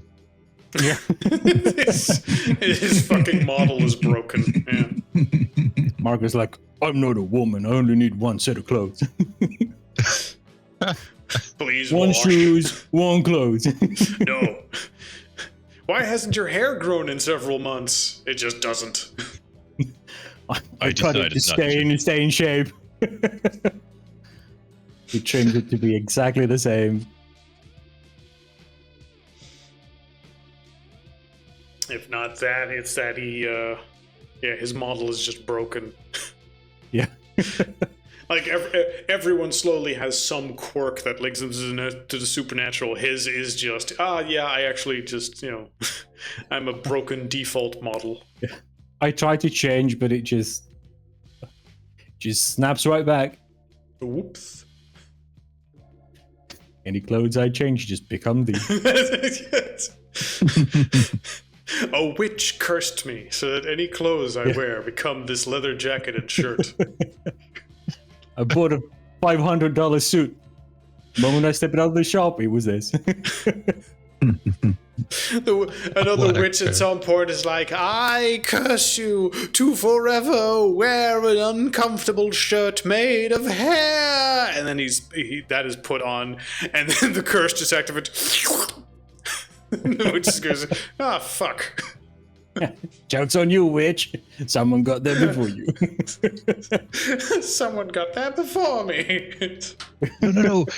Wait a moment, baby. I'll just put on this condom. Oh, that's a good one. It first Not the grows condom one, really but the stuff that large. Marcus posted. Wait, what did he post? Welcome, Why women did you MMA. also, oh god. Bruno's face is just mutating. That's when you use an AI-based picture to make AI-based exactly. pictures. I know. The noise in the picture that we can't see gets registered. He slowly goes from grizzled old man to Heisenberg to... I'm not entirely sure. Now he just looks like... Oh no, what the fuck? It's the women's MMA. Yeah. Bruno really loves to see women beat the shit out of each other.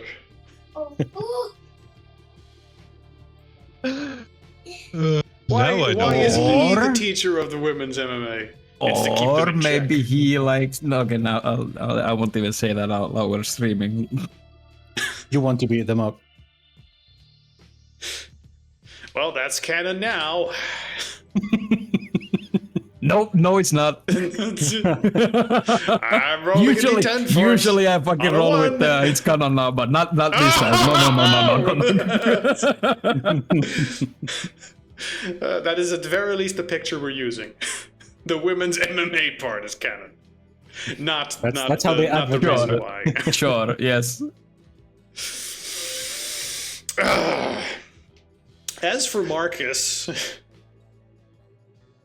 we're not making the fucking curse of the clothing canon, since that's serious campaign.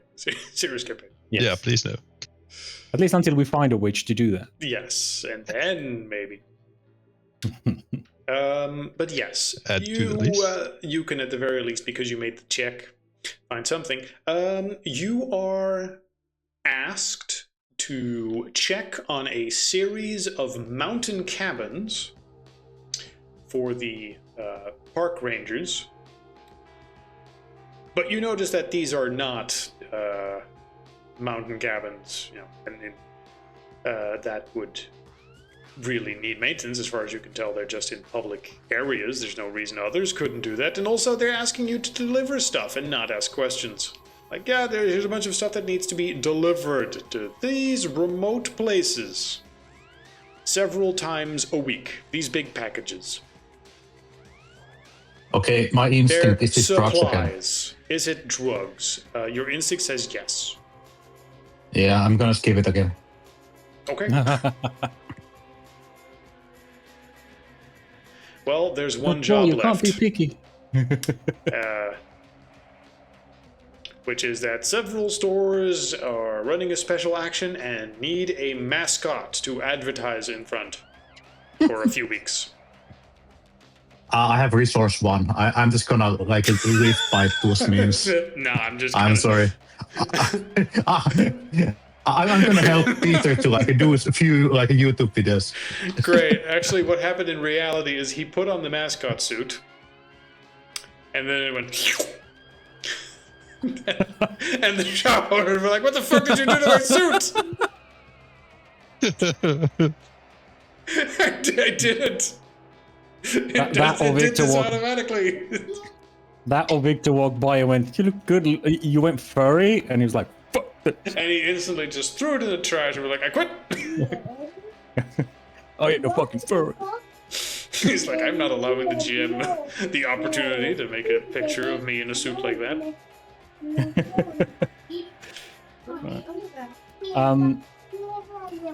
Occupational wise, I think Yeah, if no, we go on. force him to AI gen another picture, it would finally conclude whether or not Marcus is black or not. True. It would break the tension. Might do Michael Black- Jackson's. Is he black or Mexican? Who knows? What race is he? I don't know. Spin the wheel. Yes. Is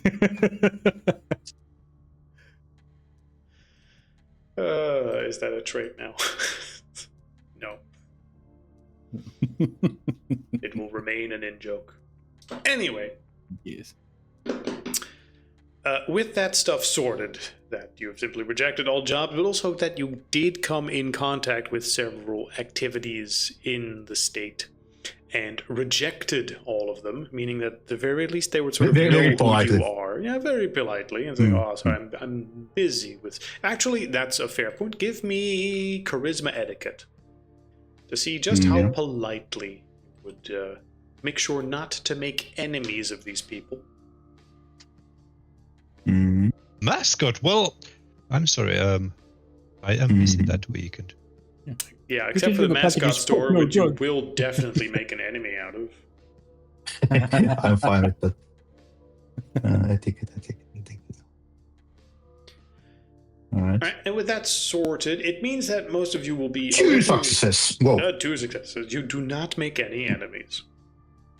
And it also means that you have resources. You can get by. That's not the problem. But you get by a lot less easy than you would otherwise. You don't have as much disposable income. So while it's quite possible you just do, your basic tasks and investigate all this time, you can't say, oh yeah, we just splurge and buy a whole bunch of new equipment while you're here. Yeah, I kind of... Yeah, I was thinking, instead of going roughhousing with Peter, I was figuring Victor might not stick to purely clothes making and doing off Broadway. He would try because Cedar City isn't too far away, and I suppose you can use an Uber to go back and forth. He would try leaning still to the outdoorsy stuff. He would try and put those skills to use, working as a clerk in one of the in an outdoors shop that sells outdoors and survival gear, because he has knowledge of that, so he could put that knowledge That to is use. true, but let's see if you happen to be lucky and there's someone that you're looking for. If this is a 1, no, actually, if it's a 9 or a 10, 8, we'll see. 6. There does not happen to be a job with that particular listing right now. Okay, it's fine. So we're just going to go with jobs light, like less money than usual. So you can't just say, oh, we splurge a bunch of money, we buy X, Y, Z, X. You bought a bunch of stuff in Nevada that will just have to do. I mean, you're in the mountains. You have the equipment you already have. Food's not a problem to go buy. You have some resources. You have Peter's money. Although that is also currently sort of drying up because those other types of stream are taking off and stealing all of money that is rightfully his. Those bastards. Yeah. But it brings us to the more important part, which is how are you going to investigate this particular situation? Right now, all you know is that there are lots of sightings of these creatures all over Utah. Lots of being a little bit of a thing, but they seem to be all over the place in the mountain ranges and national parks and whatnot. And there does not seem to be any sort of official action taken by authorities. It's not quite that much. Certainly hasn't been on the news other than just the exhibit being a thing. And that is all you know right now. With that in mind, how do you want to approach this? What would be the logical first steps you would take? Where was the second site marking that Marcus noticed, and did he share it with the group? Second side markings. Oh, I did share. That was at the Mormon Community Center. Okay. At the Mormon Temple. Yeah. Why? And did Marcus share that? Like, oh, there's a Murky. I think he would have, right? Yes, I said I did. Yeah. Like Marcus usually doesn't like hide stuff like that, but like because Marcus actually has a little bit of time right now, he's actually starting a company. Like the smallest legal entity there is like a consultation company, something that he can use later on to get odd jobs for. So Marcus cannot get like a private eye, like a license in most of the states because he is a felon. But being consultant is like a basically gray area, like helping people to find stuff, items, people, stuff like that. Maybe consult about how to do things. So that's something that Marcus is going to do, and maybe even that's a little bit of cover that he can print out a lot of like business cards and share them around. You're from now going on. to try to just set up a business, or Yes, no need to. It's a basic cover. It's like a way of getting clues on the games, like to share business cards and such forth. And if occasionally there would be some business coming in his way, he doesn't mind. So that is the idea. Okay, but this is mostly a cover you are crafting for yourself, right? Yes, So in case the at this cops point, but show I'm up, like, using what are you doing? my real. Yeah, so I'm gonna use my real name, but my like second name, so it's not totally like connectable to myself. Give me And the picture like on it is not like looking totally like me. You know? Okay, two conditions. One, give me a check for intelligence bureaucracy Okay. to see whether or not you can set this stuff up in a way that doesn't blow up in your face. Mm-hmm. And two, give me the picture you would put on the card Yeah. of you looking presentable and private eye. Mhm. You can give me the picture in time. Can you repeat the check, please? Yes, did you roll? I don't think you did. Not yet, because like if you can verify it, what do I roll? Oh, Yeah, what's the intelligence bureaucracy. Yep. And I cannot use subterfuge No. as the bureaucracy? No, because this is you setting up a legitimate business. It requires that you go Okay. through legitimate channels and make sure that you adhere to the law and pay taxes and have it registered. Because if you have it as a cover and then the cops just go, hey, you're not fucking anything, this is just a business card you printed and that's it. Okay. Let me see how it goes. Mm-hmm. Two successes. Okay. You successfully I got 10. set up a cover for yourself. You have business cards and everything. You are registered as a business of Shaw criminal investigation consultant. Yeah. / paranormal consultant. Yeah. You give it whatever name you want. It's on the business card. But yes. And then give me a business, the picture of you looking private eye, whatever professional consultant look you want to give that. All right. Meanwhile, others. Again, the question is, you are here for a long period of like a month trying to investigate this. During this time, you will likely travel all over the state. Following clues. Just sitting in one spot with binoculars looking into the mountains, probably not going to get you quite the results you want. With that in mind, what is your plan to investigate? And in case none of you in particular has an idea, Peter, give us your idea. Yeah, so my idea was just to not listen to my editor that much and try to do another video the old style. I'll go hiking to the mountains or whatever hills they have and like keep on moving. Make this video all about how you trek through the wilderness. And that's how I cover as much land as possible while keeping an eye out. Trelemug. Trekking through the mountains. Fair enough, I guess. But that is, just trying to do two things at once. Just making videos of a lot of things, but that means the investigation is literally just you walking around making videos until you find something. Right? Yeah, well, with my the binoculars was exactly what I was thinking. Like, move somewhere, just check stuff with binoculars. I will try to hunt game and keep an eye out for any other kinds of tracks while at it too.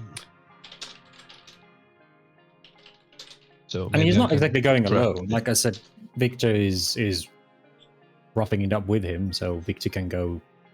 While he's doing the filmy part, Victor can be in the background, sort of poking around, looking for tracks.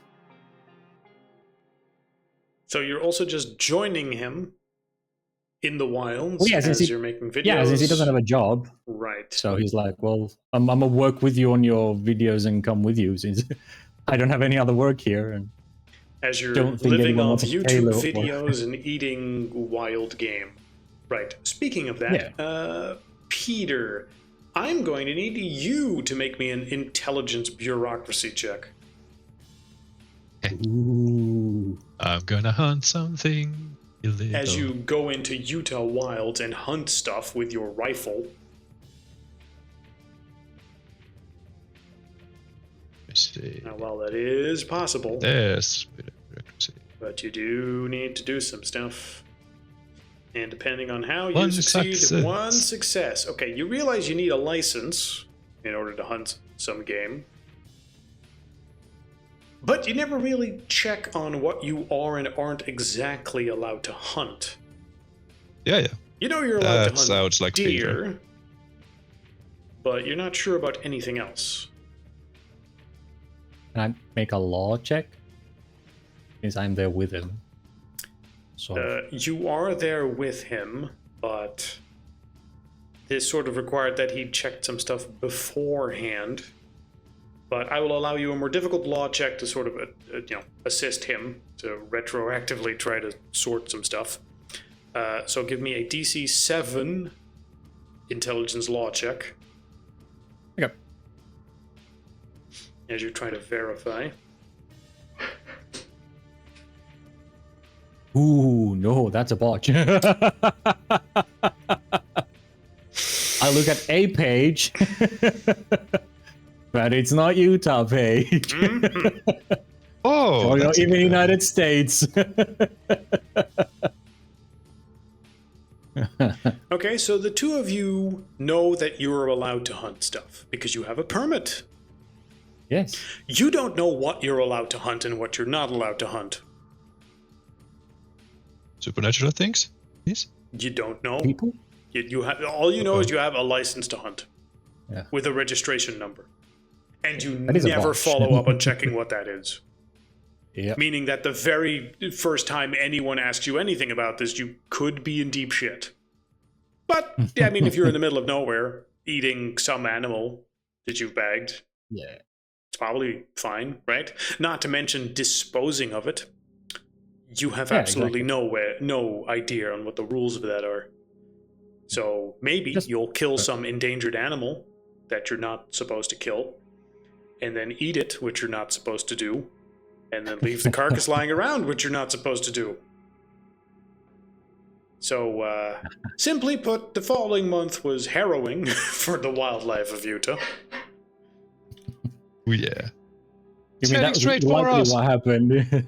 That's a botch. Let's see how good the luck in that is. 9. Unfortunately, you're in a degree of luck, so I'm not going to immediately give you shit over it. Okay, but more importantly, the investigation, because let's focus on that for now, because that's sort of what drives the plot. You know, it's more than a little bit important. This isn't the game session of the gang visits the wilds and role plays as they shoot some shit. It could be, of course, but you know. I would need to really mentally prepare on how I'm going to make that interesting. Cabela Hunting Simulator 2025 role-play No. game Yeah. edition. No. Maybe. Sounds boring already. You see a Name was too long. 3-point buck. It's fall. You just had your permit renewed for A-class game. Are you allowed to shoot this? Yes, no. Answer this question for full points. Pulls trigger. It's coming right for us. Announcer is dead. Correct answer. Oh no, it's coming right for a self-defense. Look out! Mitt Romney is jumping in front of the bullet trying to get assassinated. Move your gun out the way to not assassinate the senator. You headshot him. Correct answer. Moral point. Bling. Yeah. You tried to shoot our beloved senator. Fortunately, God protects him. Oh, totally like shines down, deflects the bullet out the way.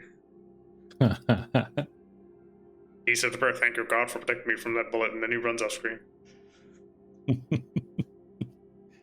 This is probably how these games go, right, Cabela? I don't know. I've never. Yeah. This is how they work. Sounds legit. Sounds legit. We'll never know. Yeah. Yeah.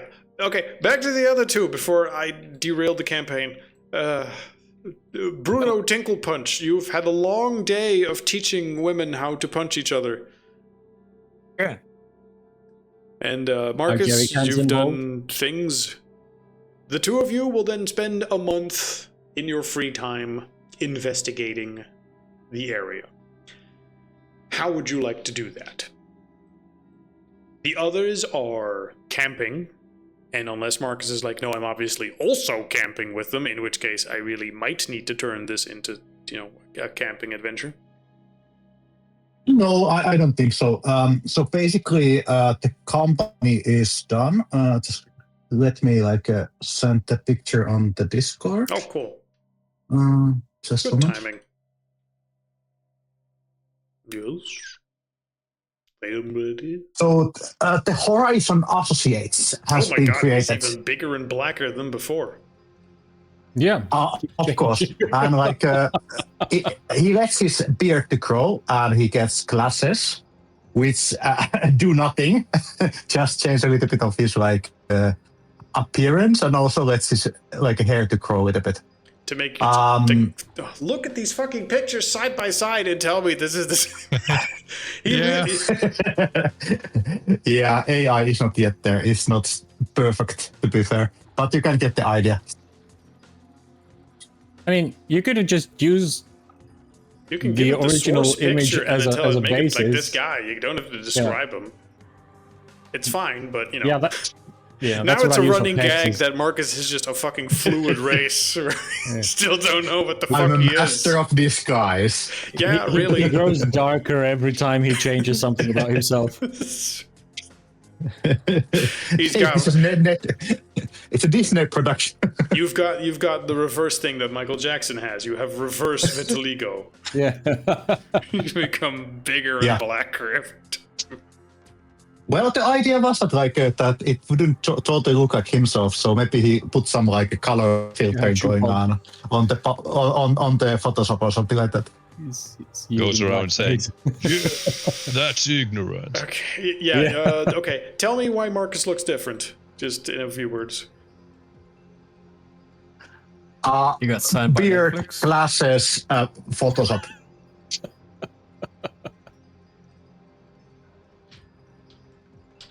Looks the same. The photo is an illusion. Illusion. What are you hiding? Looks the same. The beard does a lot. Yeah. Okay. It looks the same. The beard and glasses do a lot. Now I'm Clark Kent. Yeah. No, I'm Superman. apparently.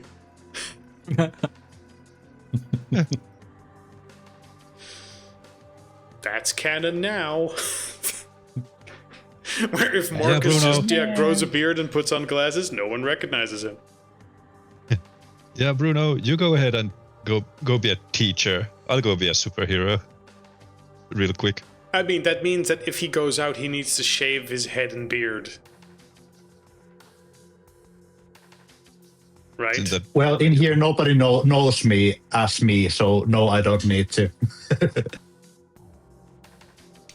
But more importantly, the question I asked is, during this month, how did the two of you, who are not out in the wilds making video footage, go about investigating Utah for the cryptids that seem to inhabit this place? You could investigate something other than the big feet. You could investigate the big feet some other way. The Mormons. Yes. I'm gonna try to spread my business cards in the Mormon community, hoping to get like some contact, some interviews, maybe even a few jobs which bring me some money. And if there is something on the Mormon community later on for us to investigate, that's a foothold for me to use. Certainly.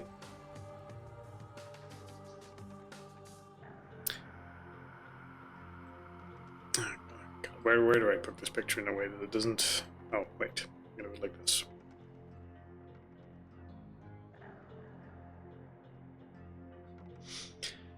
Okay, so you're going to investigate the Mormon community, ask around, spread your business cards, and... Because, you know, with the focus on investigation, ask around in the Mormon community? Yeah, my theory is that whoever left the sign there, that there actually is a hunter among them, or somebody investigating them. And of course, it needs a lot of luck, but I hope of like encountering that person, finding that person. And just to check, you're probably going to do this together with Bex, right? Or not? No. Does Bex want to be part of the Horizon Associates as an associate? No, I was thinking about actually distancing myself from you guys and figuring out I got your job. Yeah, exactly. I'm gonna focus my full effort into the job. Okay. Your full And the next day effort you into stop the job. hunting. just find your fetish. I mean, yeah, the first time he got a woman pin him down in a reverse leg chokehold in between her thighs, he was like, you know, oh, this is different. This is pretty nice. I'm getting paid for this. As he then yells to all the women in a row, like, right, now flip me upside down, now sit on my face, and now squeeze your legs out. That's right, this is a submission hold. I can't do anything like this. I am completely at your mercy. Now everyone practice that move on my face 100 times. And then he was fine. Oh my god. And suddenly stress relief. Quite ruckus. His hair grows back from the stress relief.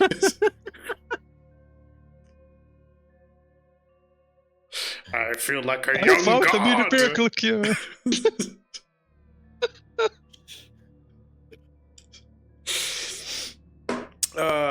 Unfortunately, also a new woman that joined who was like, I'm gonna lose some weight here, who's 400 pounds, also like, all right, my turn.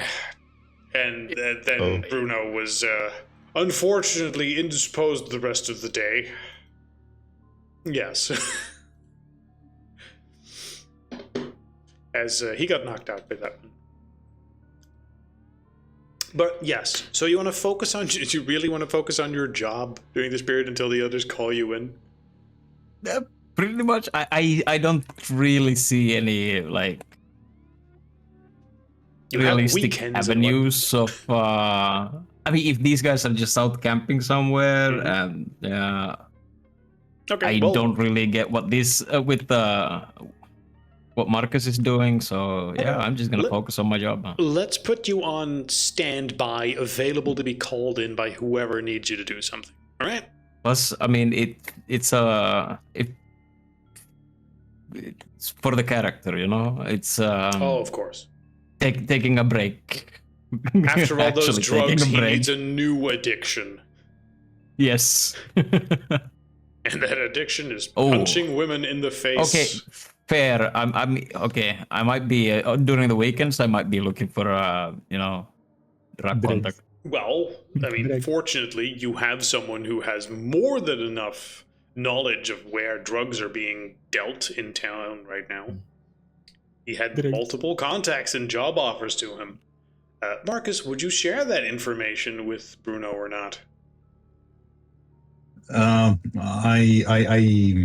If there's some very like less like powerful drugs like a marijuana or something like that, sure. But like I think he doesn't need more addictions. Okay, so you keep that information to yourself. Yes. Yes. Okay. What sort of fix are you looking for? Because you have gone through all the peyote. I know it was a lot, but you had a month. So Yes. Anything, I guess. anything, you guess. Anything. Yes. Okay. Well, Spin the wheel. spin the wheel. There's You're some in luck. Pelko available. You will find some college students who have amphetamines. You spend Sure. a small amount of money that you have available for this, and it doesn't quite give you the same type of rush you would have from the other stuff, since that was an hallucinogen. Let's see how your old man body handles this. Give me a stamina athletics check to see exactly how your body responds. DC 7.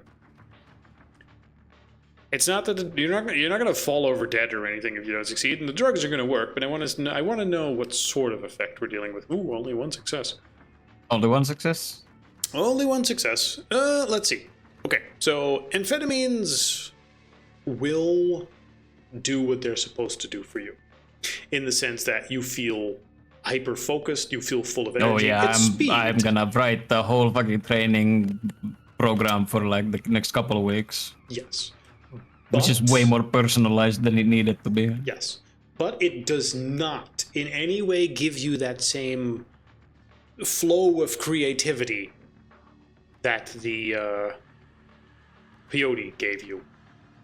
Yeah, Like, no, this is you- just It's definitely it pushes a drug. me to get this shit done, Yes. and then I'm just gonna be way more fucking exhausted afterwards. Yes. You're a little hyper and then you're exhausted. Pretty much exactly like the drug would be for any other person. And you're aware of this. And it's fully available to you, and your addict nature will probably have you be into it for a while. Yeah, I think But- I'm gonna have to go get some more just to get rid of the, you know, the what's it called? Like The previous addiction. no, but like it's Down, gonna leave me. whatever it's called. It's gonna leave me so fucking exhausted, and I need a little pick me up. So I'm in an addiction loop again. Okay. But now it's just to sustain myself and keep Yes. myself going normally. Just an basically. addiction loop to sustain yourself, not one that gives you supernatural powers. Yes. That's an important distinction, and one that you're also aware of. Like, no, this Yeah, is this is it's just kind an of my addiction. morning coffee now. Yeah. Yes. Otherwise, it's gonna yeah, be a shit that's- fucking day. What was your Utah adventure like? Oh, we did lots of campings in the mountains. What was yours like? I started a business. What was yours like? I did drugs and punched women. God damn it. Grapple, okay? Grapple, that's my specialty. I practiced how That- to make Not women grabbed, submit by to the way. me. There's a huge distinction. Not grabbed, the women grapple. I forced women into all sorts of positions and submit to that me. doesn't sound good either. God damn it. I used my patented tinkle punch on them. And this is where we start wondering, who was it that left who in your marriage again, and why? I didn't punch my wife. We didn't ask. I swear. As he unconsciously rubs his cheek where it still stings. I miss her punches. And the way she would strangle me with her thighs while she shits on my face. It's actually reminded. Just as he's in the MMA hall, one of the women squeezing his head with his thighs, he just starts going, I miss my wife, Sandy. Harder, Sandy, harder. Squeeze to make me forget. Anyway, let's go back to the plot. Yeah. Let's not ruin his character anymore. Horizon Associates. Wait, Solomon Shaw? Solomon is Solomon your middle name or your? Yeah, it's my middle name. Solomon S. Marcus S. Shaw. Good. All right. So important. You will spend some time in Salt Lake City, trying to do various businesses as you're. I'm gonna like participate some of the Mormon like events. Somebody who has been away from the faith for a while, changing city and wanting to like network with like-minded people. And I'm making sure that I'm gonna share my business card for the clearly well-off members of the congregations, the ones with tailored suits and such forth, and also the pastors.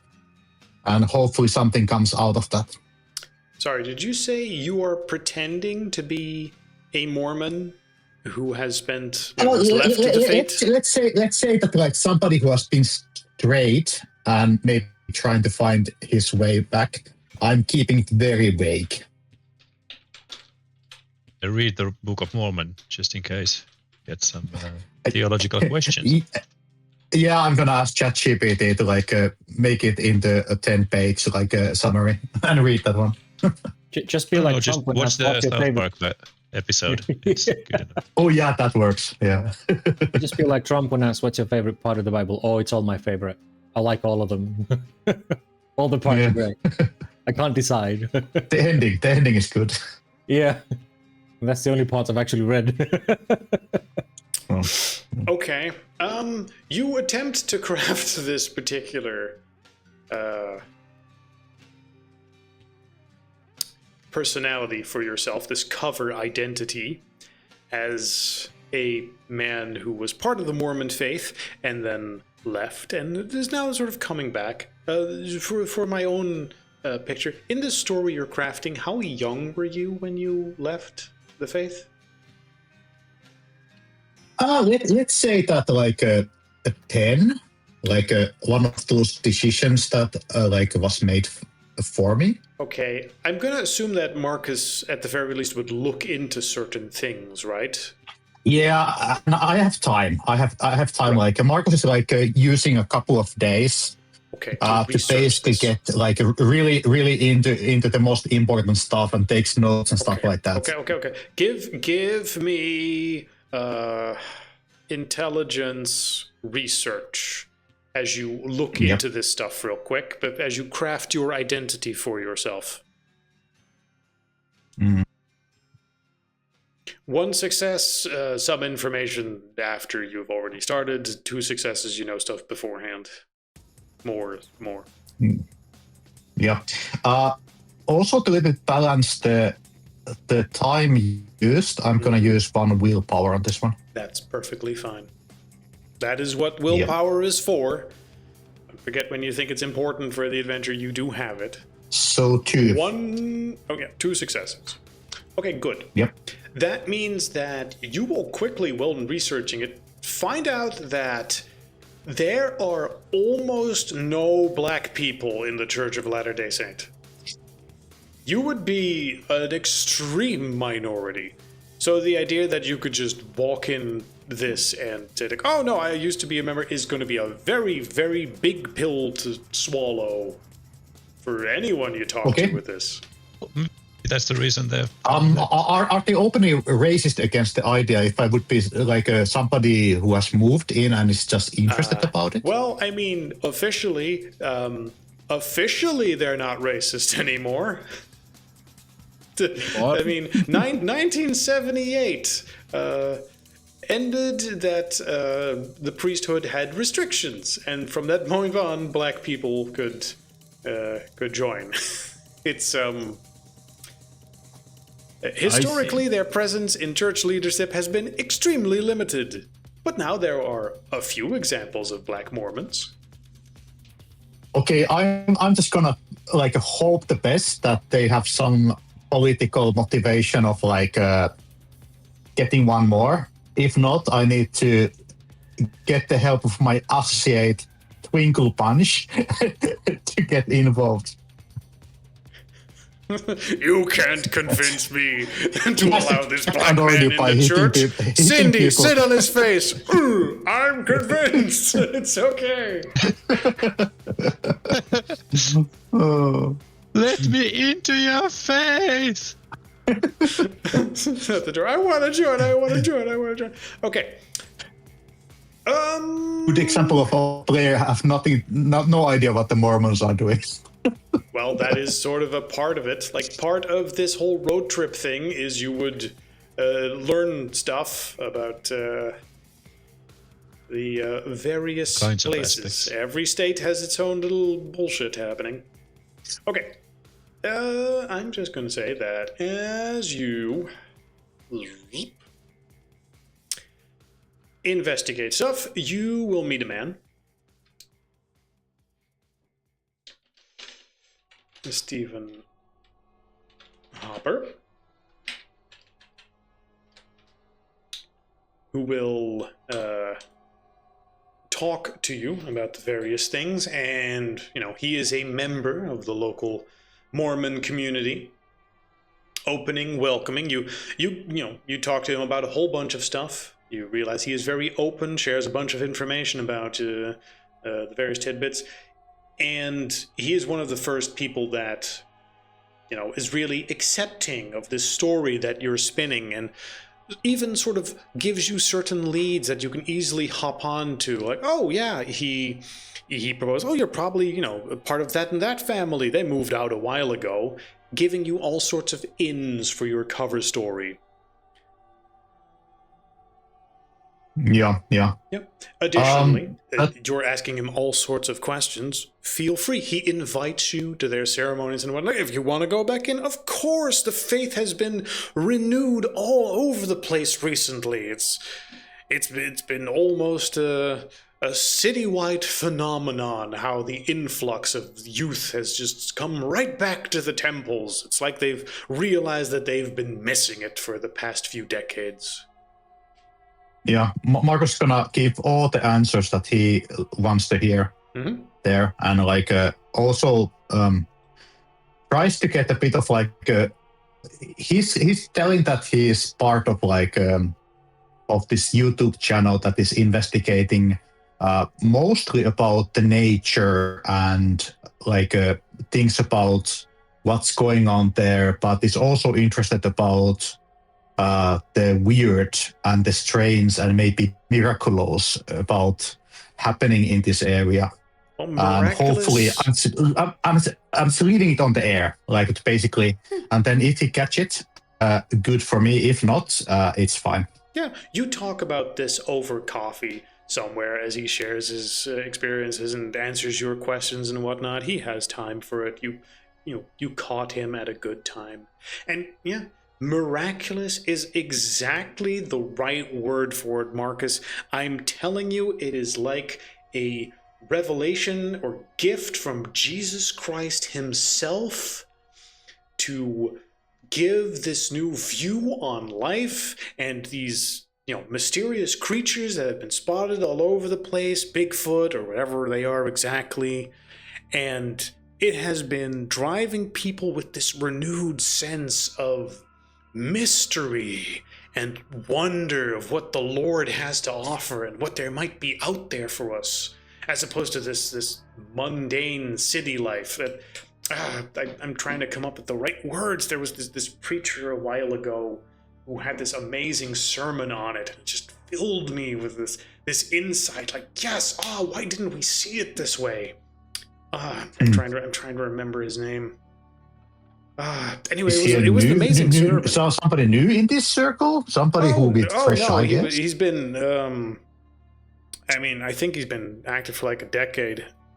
Actually, I'm pretty sure, wasn't he in a car crash? You see him scratching his head a bit. Well, I mean, it doesn't matter. Near-death experience did it. Anyway, yeah, he gave this amazing sermon a while ago, and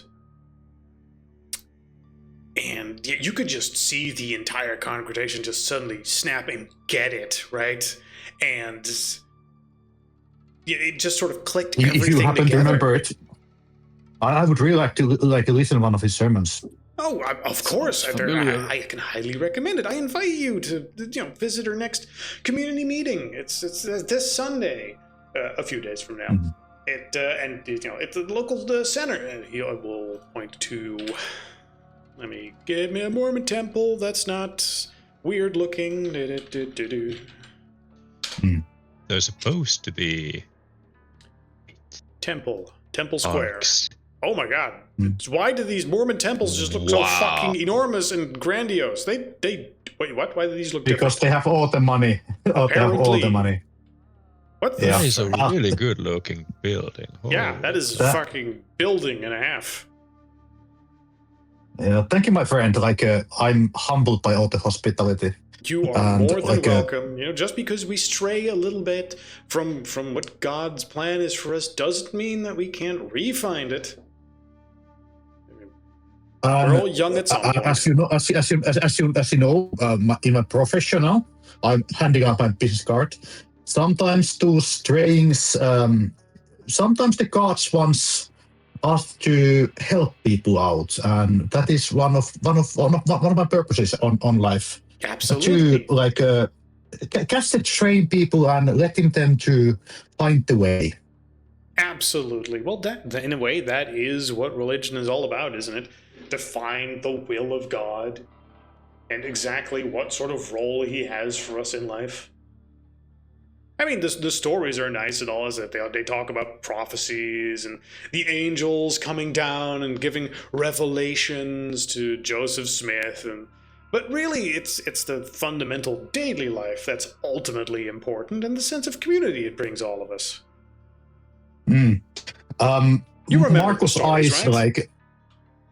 Marco's eyes waters out a little bit, and he turns his head maybe his newfound powers, the voice in his head, and now encountering people who really believe in God, it resonates a bit too much. And then he just gathers himself and notes that of course I might be a bit rusty, but I remember what I was taught as a child.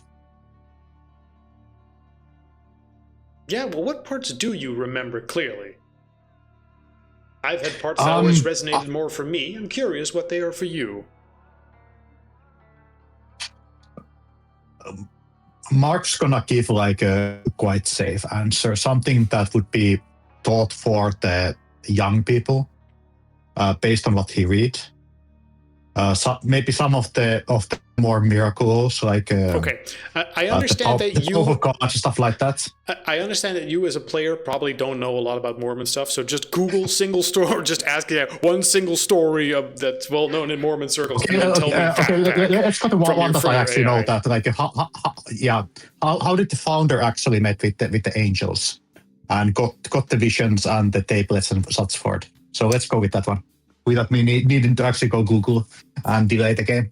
I know, but it's just one of those. That one in particular is a really quirky part of Mormonism, because it's one of the part that anyone who's even slightly skeptical would point to and say, "Hey, hold on." It's fine. Marcus is pretty good at manipulation. He knows how to lie.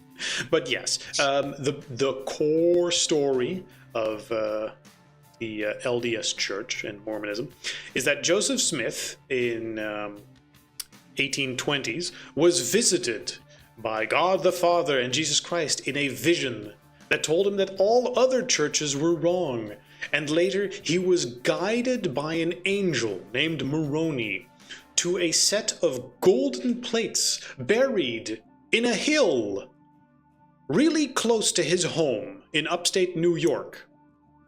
These plates supposedly contained the religious history of an ancient people of the Americas that he then translated into the Book of Mormon. And then there was a whole bunch of religious persecution as the other religions rebelled against their true revelation, at which point they were forced to flee New York and ultimately ended up settling in Salt Lake City. There's a lot of details here, but that is the very rough story. And it means that as a Mormon, you would be taught this same story from a more angelic perspective, where, you know, the hand of God has very much just been guiding people to the promised land, and how angels quite literally are guiding us every day, including also slightly weirder stuff, such as that Native Americans are Jews that migrated a long time ago and have rejected Jesus Christ when he revealed himself to him earlier, and also like Mexicans are, and the Aztecs are also Jews. There's a lot of weird stuff that sort of got mixed up with like Spanish Inquisition stuff that I don't want to pretend to know more Mysterious about. are the ways of the god. It's just every once in a while during researching it, you would go, wait a fucking minute, what are you talking about? That makes no Everybody goddamn knows sense. that Jesus is American. God damn it. Yeah, have you ever seen a picture of Jesus Christ and he's like, you know, blonde with long flowing hair and he just looks incredibly Caucasian? Well, that's probably a Mormon depiction of him. Every time. Yeah, that's a pretty good Marcus idea. was Of like, playing hold on. along. Which, especially for Marcus, would be like, white boy Jesus. And I think that Marcus is like playing it like maybe seeming a little bit more dumb than he actually is. Usually a safe Yes. bet. Although, at the very least, Stephen, who you are talking to, is treating this very soberly. Like, he is part of the Mormon church, but he is not, you know, a sort of fanatic or anything. He is a friendly everyman who happens to be Mormon. But that does mean that he is aware of any bullshit you might be slinging about it. Yeah. So you do need to tread He's a a little bit useful carefully. idiot. Yes, and if you want to ask him more questions about it in particular, or how it might connect to certain things or current events, he is available for that. You have his contact info. He graciously offered that as just, you know, one of the local residents who happens to be a bit of a blabbermouth about this stuff and considers you a friend because you were so friendly to him. But if you want to talk to him about this, you do need to make a check to bullshit him a little bit about it. Yeah, it's fine. Like let's leave him for now in the reserve. If we find something that actually needs the Mormon like people to like tell us stuff or something like that. Yes, but he does invite you to that Mormon temple. And I want to go there because there's possibility that that person is not just like good with his tongue, but there's something else going on. And he's, as always, sharing his findings with the rest of you. Okay. Yeah, so you found the new religion, or are you just pretending? Yeah, of course I pretending, but like this is like the Mormons are everywhere here, so at some point we need to like get some information from one of them, and this is just a way of doing it. All right. It's a play, and I'm just an actor. Yeah, just be careful. I have a friend who actually, just wanted to find a community that accepted him, and suddenly he's gone. He's just gone. I don't know what they did. I don't know if they have like human sacrifice in there, but holy crap, that dude just fell off the face of earth after he encountered Mormons. Also, if a hunter left you, if hunter has left a sign of using second sight, and if there's a preacher that can effectively capture the attention of an audience, I wouldn't put it past him if they had some unusual help. Also, I was digging around. That's true.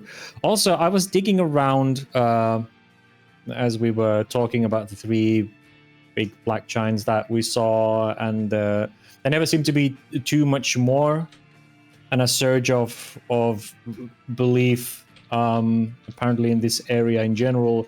You might want to ask them about the 3 Nephites, which is apparently a Mormon belief as well, that I found with a relatively quick Google after the 3 black giants thing. Supposedly something to do with Jesus' apostles or something blessed that are forced to wander the earth until his second coming or something. That You think these are related somehow? well, Sounds if a they bit vague to spark me. faith, sure, but like, what do they believe? Do they seem to have anything connecting them What did you or call them? something? Nephites, Nephites. That sounds biblical. For sure. Never heard of them. Yeah, it seems to My be plan more was to Mormon thing. attend this sermon, and actually, if they have any place to leave notes, letters, or maybe a visitor book, to write one of our clips there, and see if somebody contacts me after that. Yeah, like I'm not saying necessarily that these are actually anything to do with Jesus, but I wouldn't put it past well, if they're congregating to a Mormon place and there are a lot of Mormons here, then they might also just be supernatural entities that are preying on their beliefs somehow. So they might have been portraying as 3 religious figures. So I don't know. It's just something that came up as a legend around these parts or amongst Mormons in general. And My new friend didn't remember the name of the new preacher. I'm gonna do some Googling and doing a background check on him for sure. Sorry, you had something to say? Oh, never mind. That's good info. I was just wondering. Hey, I just figured out. What if Jesus used actual magic? Like, could that have been? Why not? I mean, yeah, that would be an excellent way of starting a cult. I mean, why not? That's something I would be quite ready to believe that, considering what we know now. So he might have well been a sorcerer or something at least. Yeah, it's not impossible. Holy shit, how is that? Well, that's kind of why I wanted to see the Mormon stuff in general, because if there's a use second sight sign, as Marcus said, and also, I mean, religious sermons are practically just magic. They're just rituals with a different name. So I'm usually curious to see if there's something going on there masked behind, innocent religious facade. So okay, that goes a bit far, I think. I don't we've think been in a magic house that ate souls, and you think magic being practiced in a church is far? I mean, they try to hunt magic users, don't they? So yes, the Leopold's Association, but that doesn't matter. That no. Usually, like witch hunts. Remember? I think. Oh yeah, I know something about Salem, right? Sure, of course, but that doesn't mean that the priest isn't masquerading and preying on the people. Just call it miracles and they'll lap it all up. I mean, you think a layperson knows the difference between sorcery and a miracle? If you say it comes from God, then the believer is like, oh, God, yes, of course, because why would that be magic in a church? No. I don't think like, I've never been to a church where miracles have been performed, but what about faith healers? They just walk around healing. Yeah. I think like I have something similar at the moment. I guess I feel like I could extend my good genetics to somebody else. If you get what I mean. Sure. I mean, yeah, why not? It doesn't matter. Not all magic users are bad. Holy crap, this just blows my mind. I've never thought of this like that way. Really? I mean, Huh. I don't really see much difference praying to a god than just casting spells. You just sort of change the universe to One a singular does name. something, the other. I'm sorry to say, but I've kind of not ever heard anything back from, praying. No, I mean, my point is both are sort of different sort of beliefs in mundane beliefs in magic. It's just for one you attach a name to, and to other you just sort of cast it out into the universe, sort of thing. That's still magic. Anyway, Yeah. I hope you find something in the congregation, and yeah, keep your wits about you in case this is actually someone who is gathering a flock using nefarious means. Yeah, be careful out there. Yeah. Or in there. Also, and also in a recent influx of believers, and then the congregation of these creatures. I wouldn't put them past it if they would be using some Mormon faith-related entities to portray as them in order to. I mean, who knows what kind of things these creatures prey on? My friends, I was in prison and I didn't find God. I'm not going to find God there this So time. I'm not saying you either. could find God. I'm suspecting it's just- someone slightly less worse, but Yeah, like, just stay out of any tentacle rituals. I don't know what's happening behind those doors, but my friend never came back. Who knows? Either way, Marcus, we're following you for now. yeah. Now, first off, you were asking this man, Stephen. Where did he go? Where did he go? There he is. Stephen, friendly Mormon. Friendly, random Mormon. Who this preacher was, and he will tell you. Like, right, oh yeah, I remember his name. Micah Langford. And he will tell you that, well, generally he has been active in a small nearby Utah town. He has also been traveling around to the nearby temples whenever there was a community service to share faith.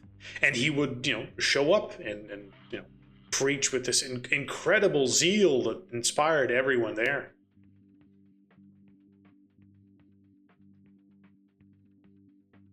And you would have a name to Fascinating. do your background check on. Yeah, I'm going to run a background check on him. Right. So for that, just give me a intelligence research as you try to look this man up in various ways. It's not terribly difficult. One success will be enough to get more than just the absolute basics. One success. And you will quickly find an article on a local Utah paper that mentions his name as being involved in a big car accident. It says, community member miraculously brought back from near death after minutes of heart failure. And then the article goes on about how Micah, during an unfortunate trip, got hit from the side by a truck that ignored a red light. But fortunately, medical professionals managed to rush him to a nearby hospital where, despite having been dead for several minutes, guided by the hand of God, medical staff managed to revive him. And after a few weeks of recuperation, he made a full recovery. Micah thanks the Lord dearly for everything that he has done for him, and swore that he would do all he could to bring light to mankind. So he found faith at that point? It doesn't specify, but it describes him as a community member beforehand, so likely he was already a community member. Yeah. This was a And local do they name newspaper them- who praised God.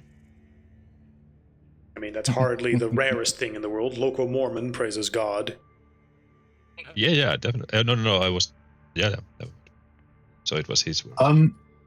Does it specify who wrote the article? That Mormon. would simply be a local newspaper. No, I mean that the name of the reporter. The name of the reporter, I think it might, so you would be able to contact that paper and ask for them. Okay, I'm gonna forward the information for my number one person to do that. That is Peter. Okay. Always they. Peter, call these people and then what?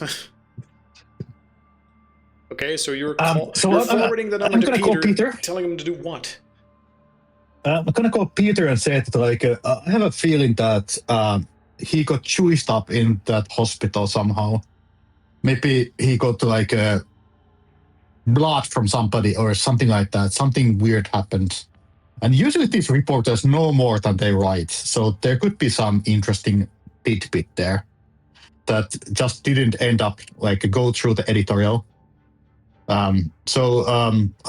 You have been really handy with like chatting with different reporters. So Yeah. Do you want to do a phone call for me? Phone call. Sure. Yeah, I can't right now come out of the place, but yeah, I can follow. Now, we're call not them. in the middle of nowhere. Why can't you do the calling? I mean, you can call. Good at it. Peter has the knack with the female reporters, like this Linda Carter here. I think that he might be better at this than I am. Yeah, but you've looked into this Mormonship more recently, so. I mean, I can handle it. No, don't worry. I got this. Oh, thank you. I will continue a background check at the same time. Let me know how it goes. If I get a face-to-face meeting, you're going there, right? We're in the middle Yeah, of sure. nowhere. Okay, so Yeah, if you can like organize me a meeting, it would be nice. Sure. Yes, Like, because you should Peter try himself myself. is in the Squeeze hills her. right now. So it's so weird that you're calling Peter, who's in the mountains somewhere, to be like, hey, could you call someone? I'm terrible with people on the phone.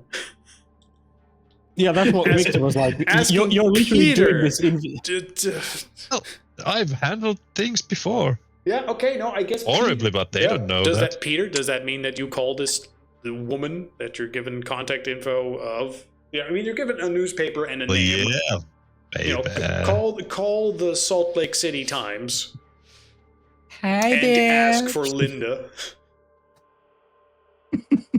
Yep. You got Linda Parker out there. Hold on, I'm trying to get an image for Linda Parker. Oh, everything is slow today. Yeah. Today, we had some trouble getting a game to work together with my friend.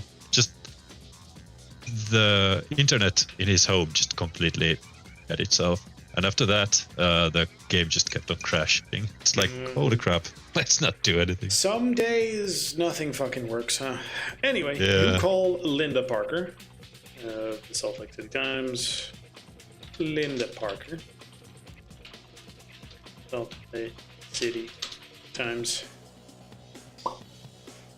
Oh, and Victor's near enough to hear this conversation. I want somebody to witness And it. Sure. an old, elderly, almost grandma-sounding voice will answer the phone. The two of you are in the mountains on your cell phone. Victor is nearby, but you're on the phone. Hello? Oh, well, hello, madam. Hello? Glad I could get a hold You'll of you. need to speak up. I can't hear you. Hey, I know of a trick. You have this button in your phone. You press that, and you hear me louder. What button? I tried to give instructions like. Yeah, I'm thinking of that. Yes. Right, so that happens, then you call back. Hello, this is Linda. You were suddenly not there anymore. Oh, the other button. It's the one highest to your phone. Then it's a you physical suddenly button. hear your voice echoing through the room. Another button. Oh, that's much better. Thank you, she yells. What can I do for you, young man? I'm so glad I got hold of you. Are you feeling fine? I'm you've doing got a... quite well. My grandson just celebrated his birthday, you know. He's 20 now. I do hope he'll be able to buy a house soon and move out of his family's home. Oh, excellent. Well, congratulations to him.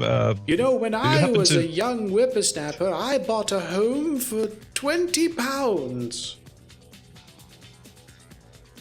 Just as old as he is, miraculously. I know, right? But yes, does the whole family live in here, Salt Lake? Oh, yes. I mean, some of them have moved away, but many of them still stay in touch. I wish they would call more. Well, hopefully So one nice day. of you to call me, grandson. I didn't think you would remember your old grandma.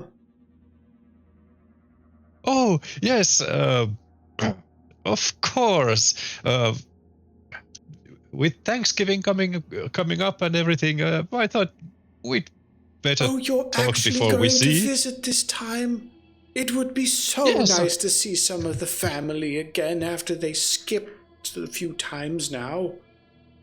Always so busy with your jobs. Yes, busy, but this year, I promise, we'll make time. Oh, thank you. I look forward to it. But I'm sure that's not why you called, right? What can I do for you, lad? Oh yes, What the fuck? Look. yeah. Peter holds one finger up, like, wait. So, I was wondering about the news article you wrote about. What was it? There was a car crash or something, and Oh, there's car somebody got crashes all the hurt. time. People tend Yes, to get but this hurt one- in them. Do you mean a specific one? Yeah, this one was a little bit more. Well, miraculous is actually a good word for it. Somebody got like killed, but then they got almost like, could I say, resurrected? Back in the hospital, like they were dead for a moment. I don't know what you're talking about. Don't remember anything like that. What was his name? Now I'm wondering if I Peter, even, give me or a if memory Peter check to even see if he would knows. even fucking remember. Give me a wits. What's memory? Fuck it, wits intelligence. Right. Let me see how much. I don't know how many dice that would be for Peter. 3. It doesn't come up terribly often, but Success. one success. I'm You remember sure. his name is what the fuck was it? Micah. Yeah, Something. Micah. Why do I not have Oh this yeah. here?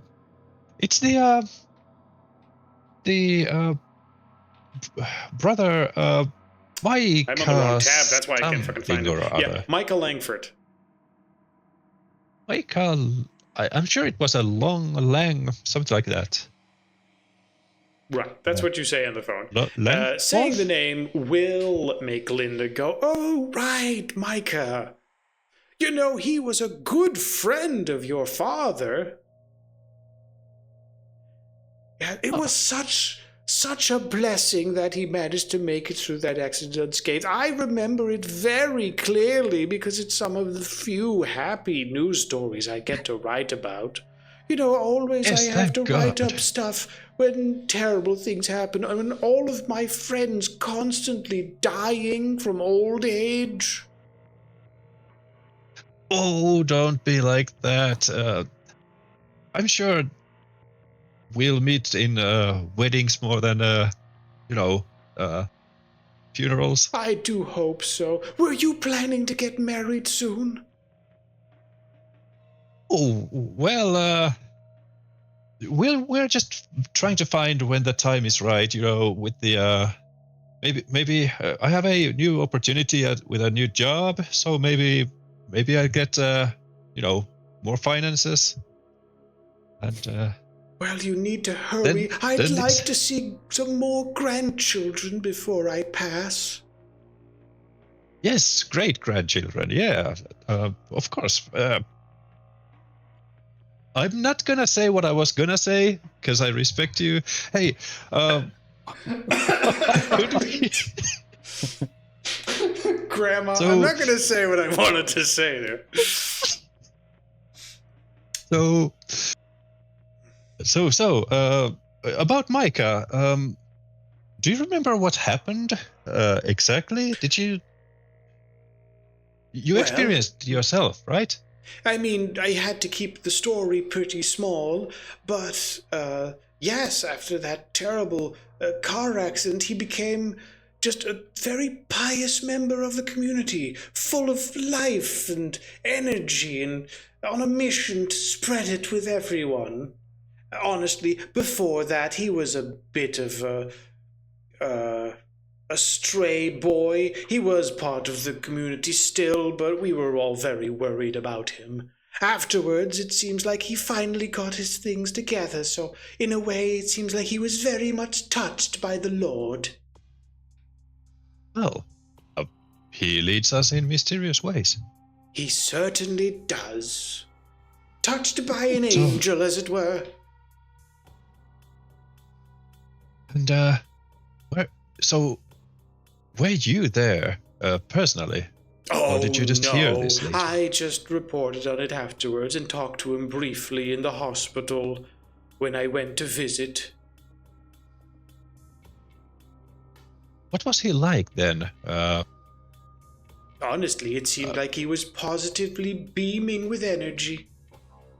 I don't think that you needed to be in that hospital for more than a few days by the looks of him. You would never have thought he was dead, apparently, even a few days ago. For however short that was. I hope my death isn't like that. Oh, I wish I didn't know what you're talking about. He actually mutters that. What was that? Oh, what? No. So, you know what? Thank you for this. I value you very much. I do love you. Okay, tell your parents to call, please. I do miss them. I know.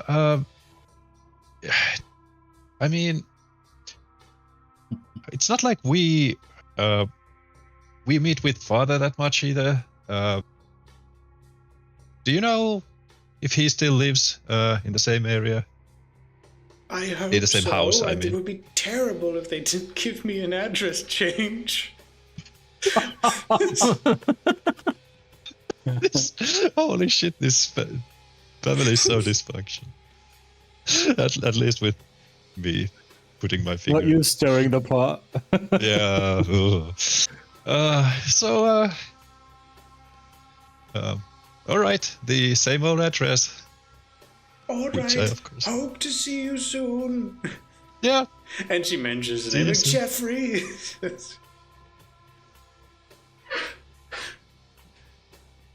Yeah. You too. Then she doesn't say anything. She waits for you to hang up. Right. Bye. Click. Okay. I knew I could count on Peter. Making every old Thomas life better one phone call at a time. Tell me you had that on speaker as well, so Victor could also hear everything. I imagined he was listening in carefully and then frantically sign waving the entire time. Because as soon as you end the call, Victor goes, You better hope that old woman has Alzheimer's. Otherwise, you have just ruined her Thanksgiving. She's really waiting for her family now. I just wanted to make her feel better. She seemed so lonely, you know?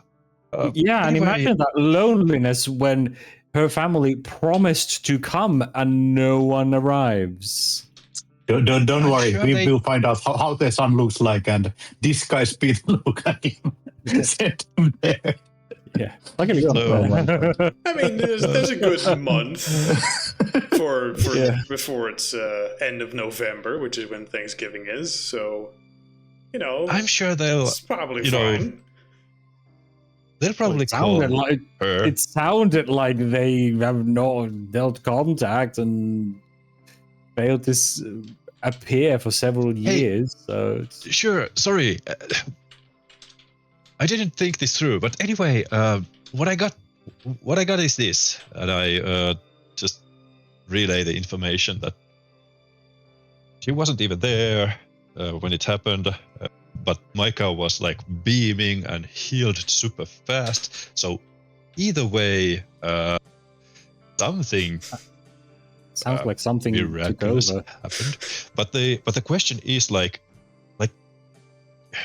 I've been there too. Like I thought I was dead for like a moment, but then I just kept on moving. So maybe Micah became like us. Maybe he's the one who wrote the Wait, was this back in your past, or was this the time when the storyteller gave you a freebie? the freebie. I'm making it canon. Okay.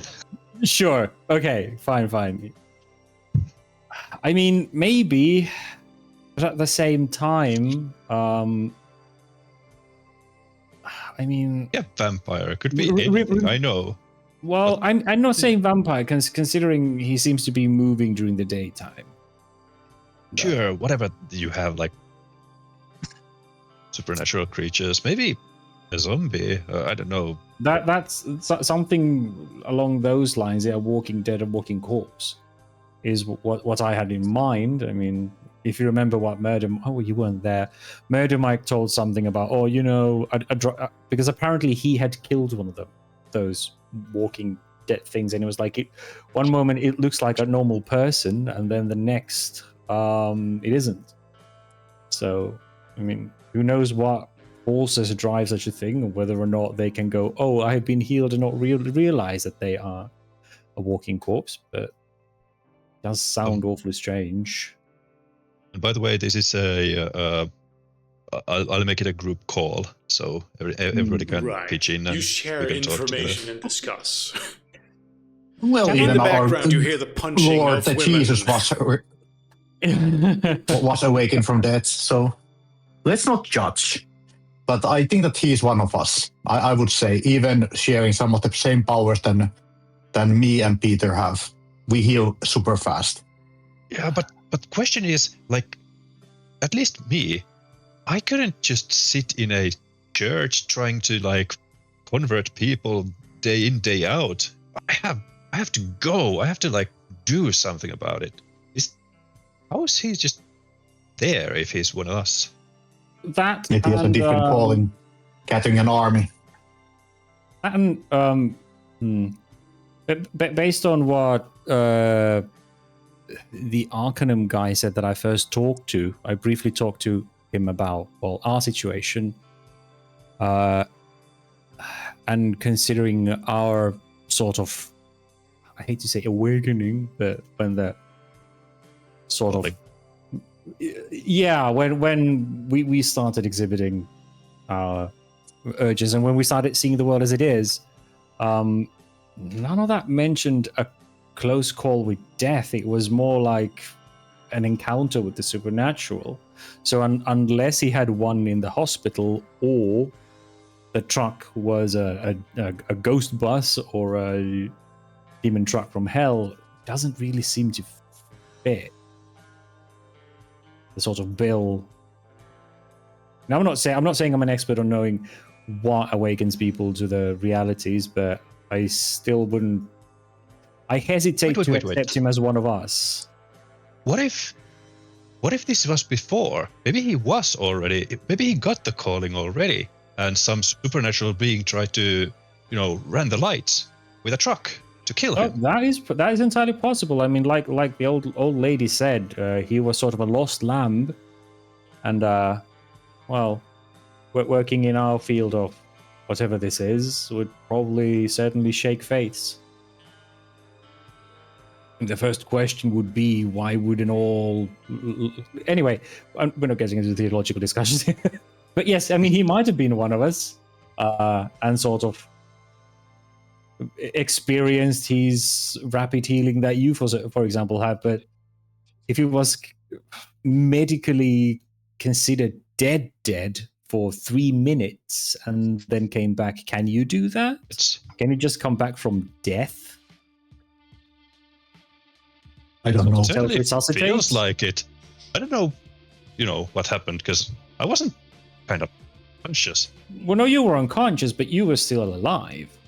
Like, you weren't clinically dead with a heart stopped and no vital signs from what I remember. Well, thank goodness for that. I mean, if the hospital had deemed him dead for 3 minutes and then he awoke, that is beyond what you did. Which is why I'm more likely to believe that something has either taken a ride inside of him, or he came back as something else, or he wasn't who he was supposed to be to begin with. Talking about possession. Something like that could very well be. That's interesting. Or he never was fully human to begin with, which allowed him to come back. The question is, how does this affect what we're going to do next? Well, it affects that you're definitely going to go to that congregation and use your pretty little peepers to try and see if he's hiding anything. We're still in the ass end of nowhere, so we can't really come. Just don't attract attention. And I don't think that they need to have any invitations there. Just like a come by as well. Well, it's more that these things are usually open for anybody to walk in. Yeah, so go in, check it out, don't make noise, and report back once you see what's behind the mask, if there is a mask. So you are going to just sit out? Well, like I said, we're in the ass end of nowhere. We're not really getting back there in a day or so. What is your plan, by the way? How long are you going to stay there? Until the month's over, I guess. Yeah. Or until our food runs out. But we're kind of trying to find... runs. Like every 3 or 4 days. Yeah, but we're still sort of trying to find tracks of the big things. Some concrete evidence of them around here. So while you snoop around for information over there and check the locals, we're sort of trying to find anything to track them with here. Plus, okay, I have to say I didn't realize you can stay there for so long, or that you will come back if we find some new clue or some action point. It's fine. I have Bruno. I have full faith of him being a good backup. Yeah, I mean, we got this. Yeah, don't start waving your weapon around. Just take a look, and if you actually find someone other than a fanatic priest, then sure, we'll make arrangements. But I don't think you need full group to check out if the priest is a baddie. Is my point.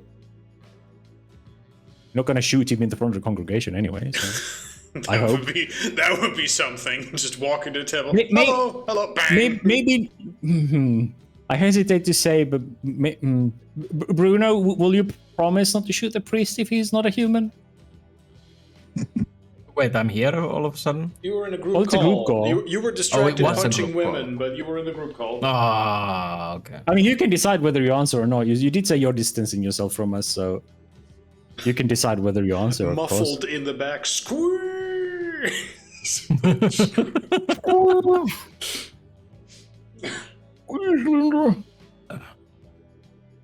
Yeah, I mean, I'm not gonna respond. I'm not gonna respond to that, even if I was on the call, though. Okay. Yeah. Okay, then I'm just gonna say it's fine. I can do this alone. I don't need any backup. All right. Yeah, I mean, you're just checking out. If you start I can help out, then... but yeah, that was uncalled for. Why would I? Well, it's just recently you've been like, oh, let's kill people who may or may not be supernatural just in case. So you've been starting to sound a lot more like Murder Mike than when we started. And use a lot of drugs, like in between. There is that as well. It's just that the way you conduct yourself has been a bit concerning and a bit extreme at times. Not gonna lie. Us here at the Tinkle Punch Dojo hold ourselves to the highest standards. I am afraid that you might be slipping Murder Mike direction, but it's just... I mean, people here are fine. There's no technical for him to abuse. That's So, true, but he people has a are gun. Yeah, He and has I a had gun. before. And a cursed Imagine knife. if we'd taken the technical, he'd take that to the sermon. Yeah, he would ride that in and shoot him. But nah. Anyway, you guys will be fine. It'll take us a while to come back from here anyway, so just do some recon, I think is the one. He looks at Peter and report. Recon, back. I give a thumbs up. And report back. And we'll go from there.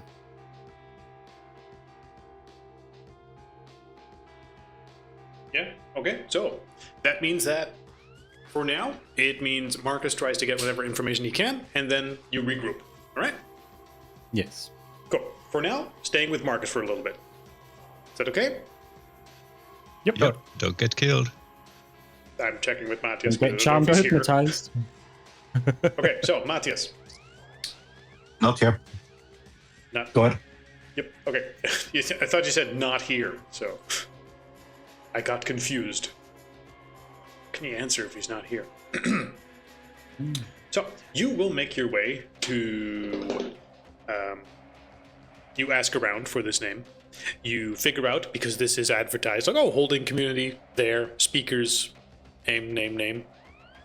With some mild amount of research, you can figure out where this next community meeting is, where he plans to hold a big sermon of sorts.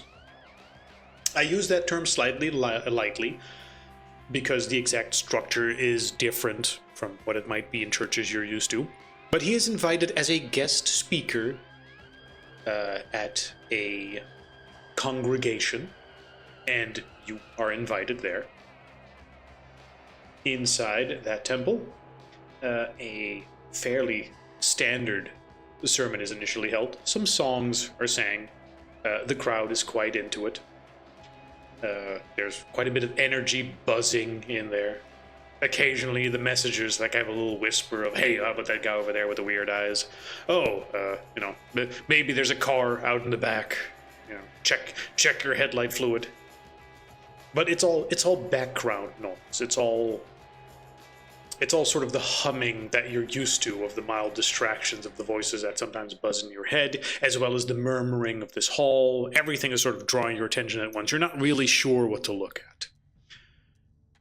But in between the big set of songs at some point, and then, a few stories are shared by some preacher-looking fellow.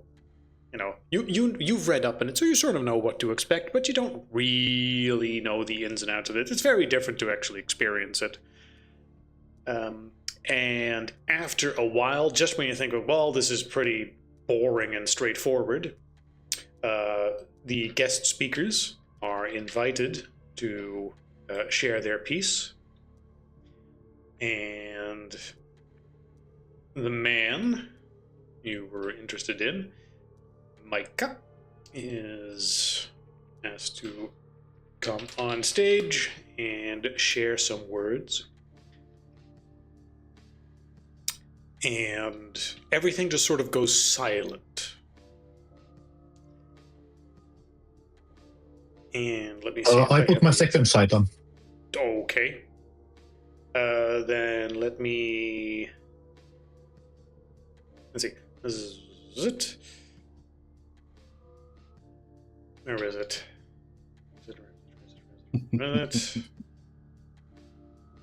Let's see, because he is giving sort of a speech on this, and as it is, you're sort of tunnel visioning on him and trying to squint your eyes, and he talks like, brothers and sisters, you walk your days in comfort and routine, in the safety of what you see and touch, yet the Lord has not meant for his children to remain blind. They are sleepers amongst you. Those who believe they see all, yet their eyes are veiled. The Spirit, the Holy Spirit, moves beyond the walls of this temple, beyond the mountains. It's calling for you to awaken to the gifts placed within your very souls by God. Each trial, each whisper of fear in the wilderness is the Lord's way of stirring what's remained dormant, awaiting the faithful to claim it. Consider the heavens themselves and the power of creation flowing through you. As God shaped the heaven and the stars, so did he plant within mankind a seed of ascension. Not for pride, not for domination, but to serve his will. And as you squint, he continues his speech. I'm going to need you to make a willpower check. DC 8. Ooh. Okay. Those There's who a button open for it, like themselves, you'll need to. Wait, let me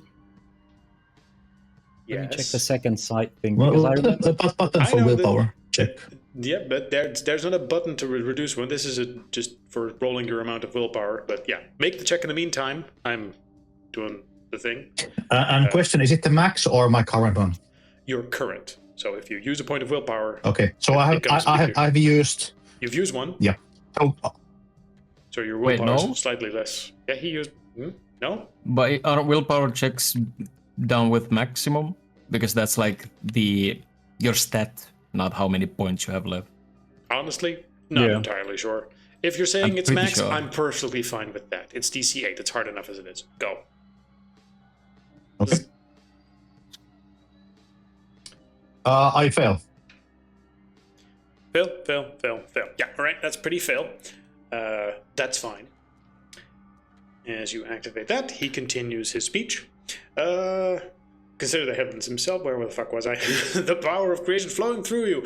As God shaped the earth and stars, so did he plant within mankind a seed of ascension, not for pride or domination, but to serve his will. Those who open themselves to his light may touch the hidden harmonies of the world, to move what others cannot, and perceive what others ignore. Faith no longer passive obedience.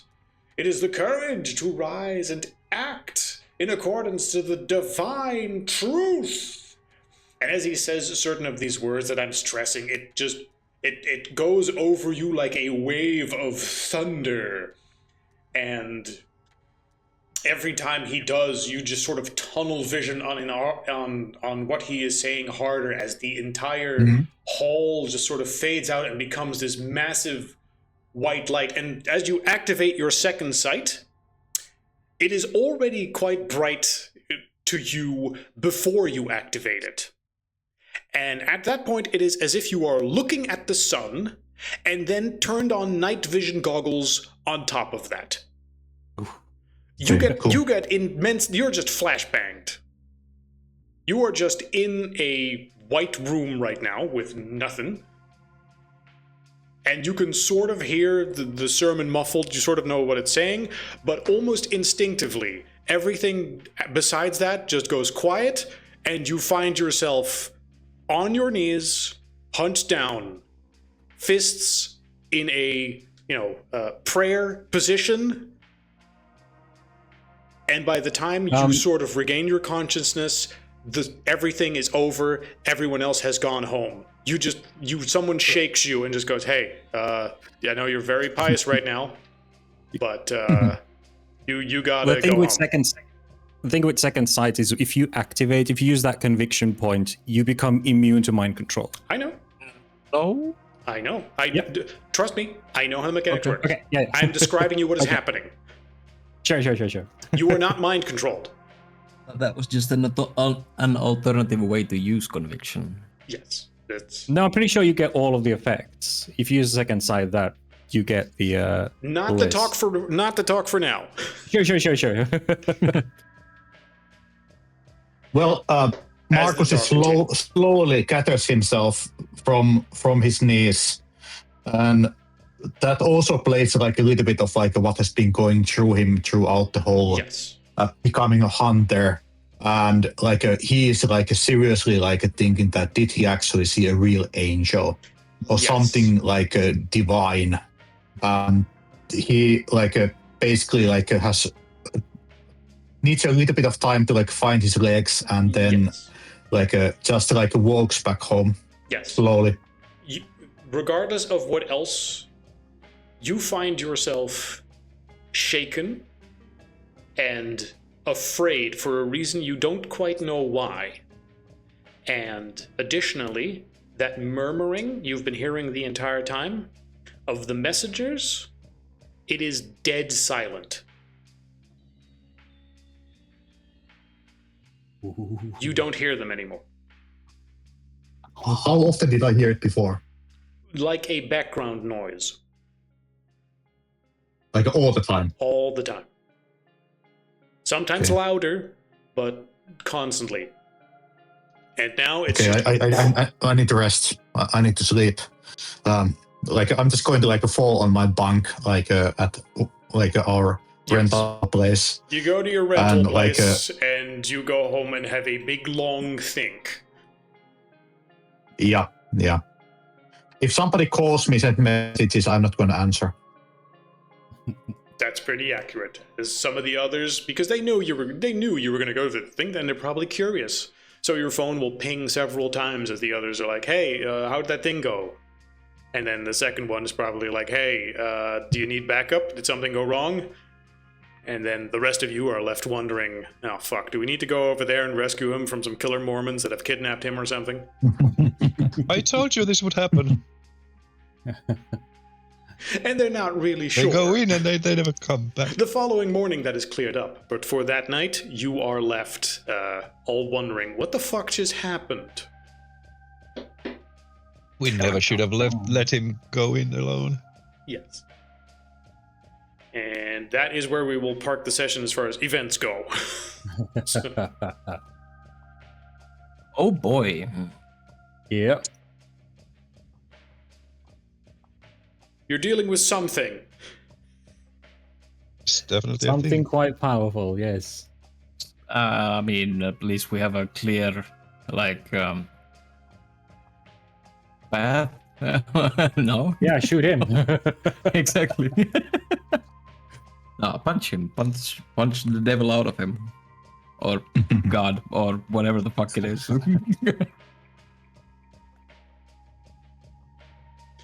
Oh, well, boy. you would get to think about what exactly your plan is for that. I mean, if it was as easy as, oh yeah, we walk into the temple and we shoot this guy, or we invite him somewhere else and I blow his head off with a shotgun, that would probably be a little boring. But a question, like, I think we never like basically determined that where are we staying. I think we rented some place or something like that. Yeah, I mean, because the others were staying around, I'm assuming you simply found a hostile or whatever cheap alternative is available in the Salt Lake City area. It's a big city. I imagine there's lots of places. You didn't pick a specific spot. I didn't think it was particularly relevant. If you want to pick a place, then, I don't know, bed and breakfast. Yeah, a cheap hotel sounds good. Yeah. There's lots of places. So there you go. Some fucking apartment at the La Quinta. Oh, they have a pool.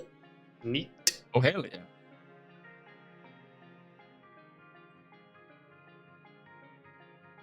Morning swings. Yeah. I'm seeing an ice bath, but no sauna. Hey, it's not Finland or Scandinavia. They don't even know what the fuck sauna is.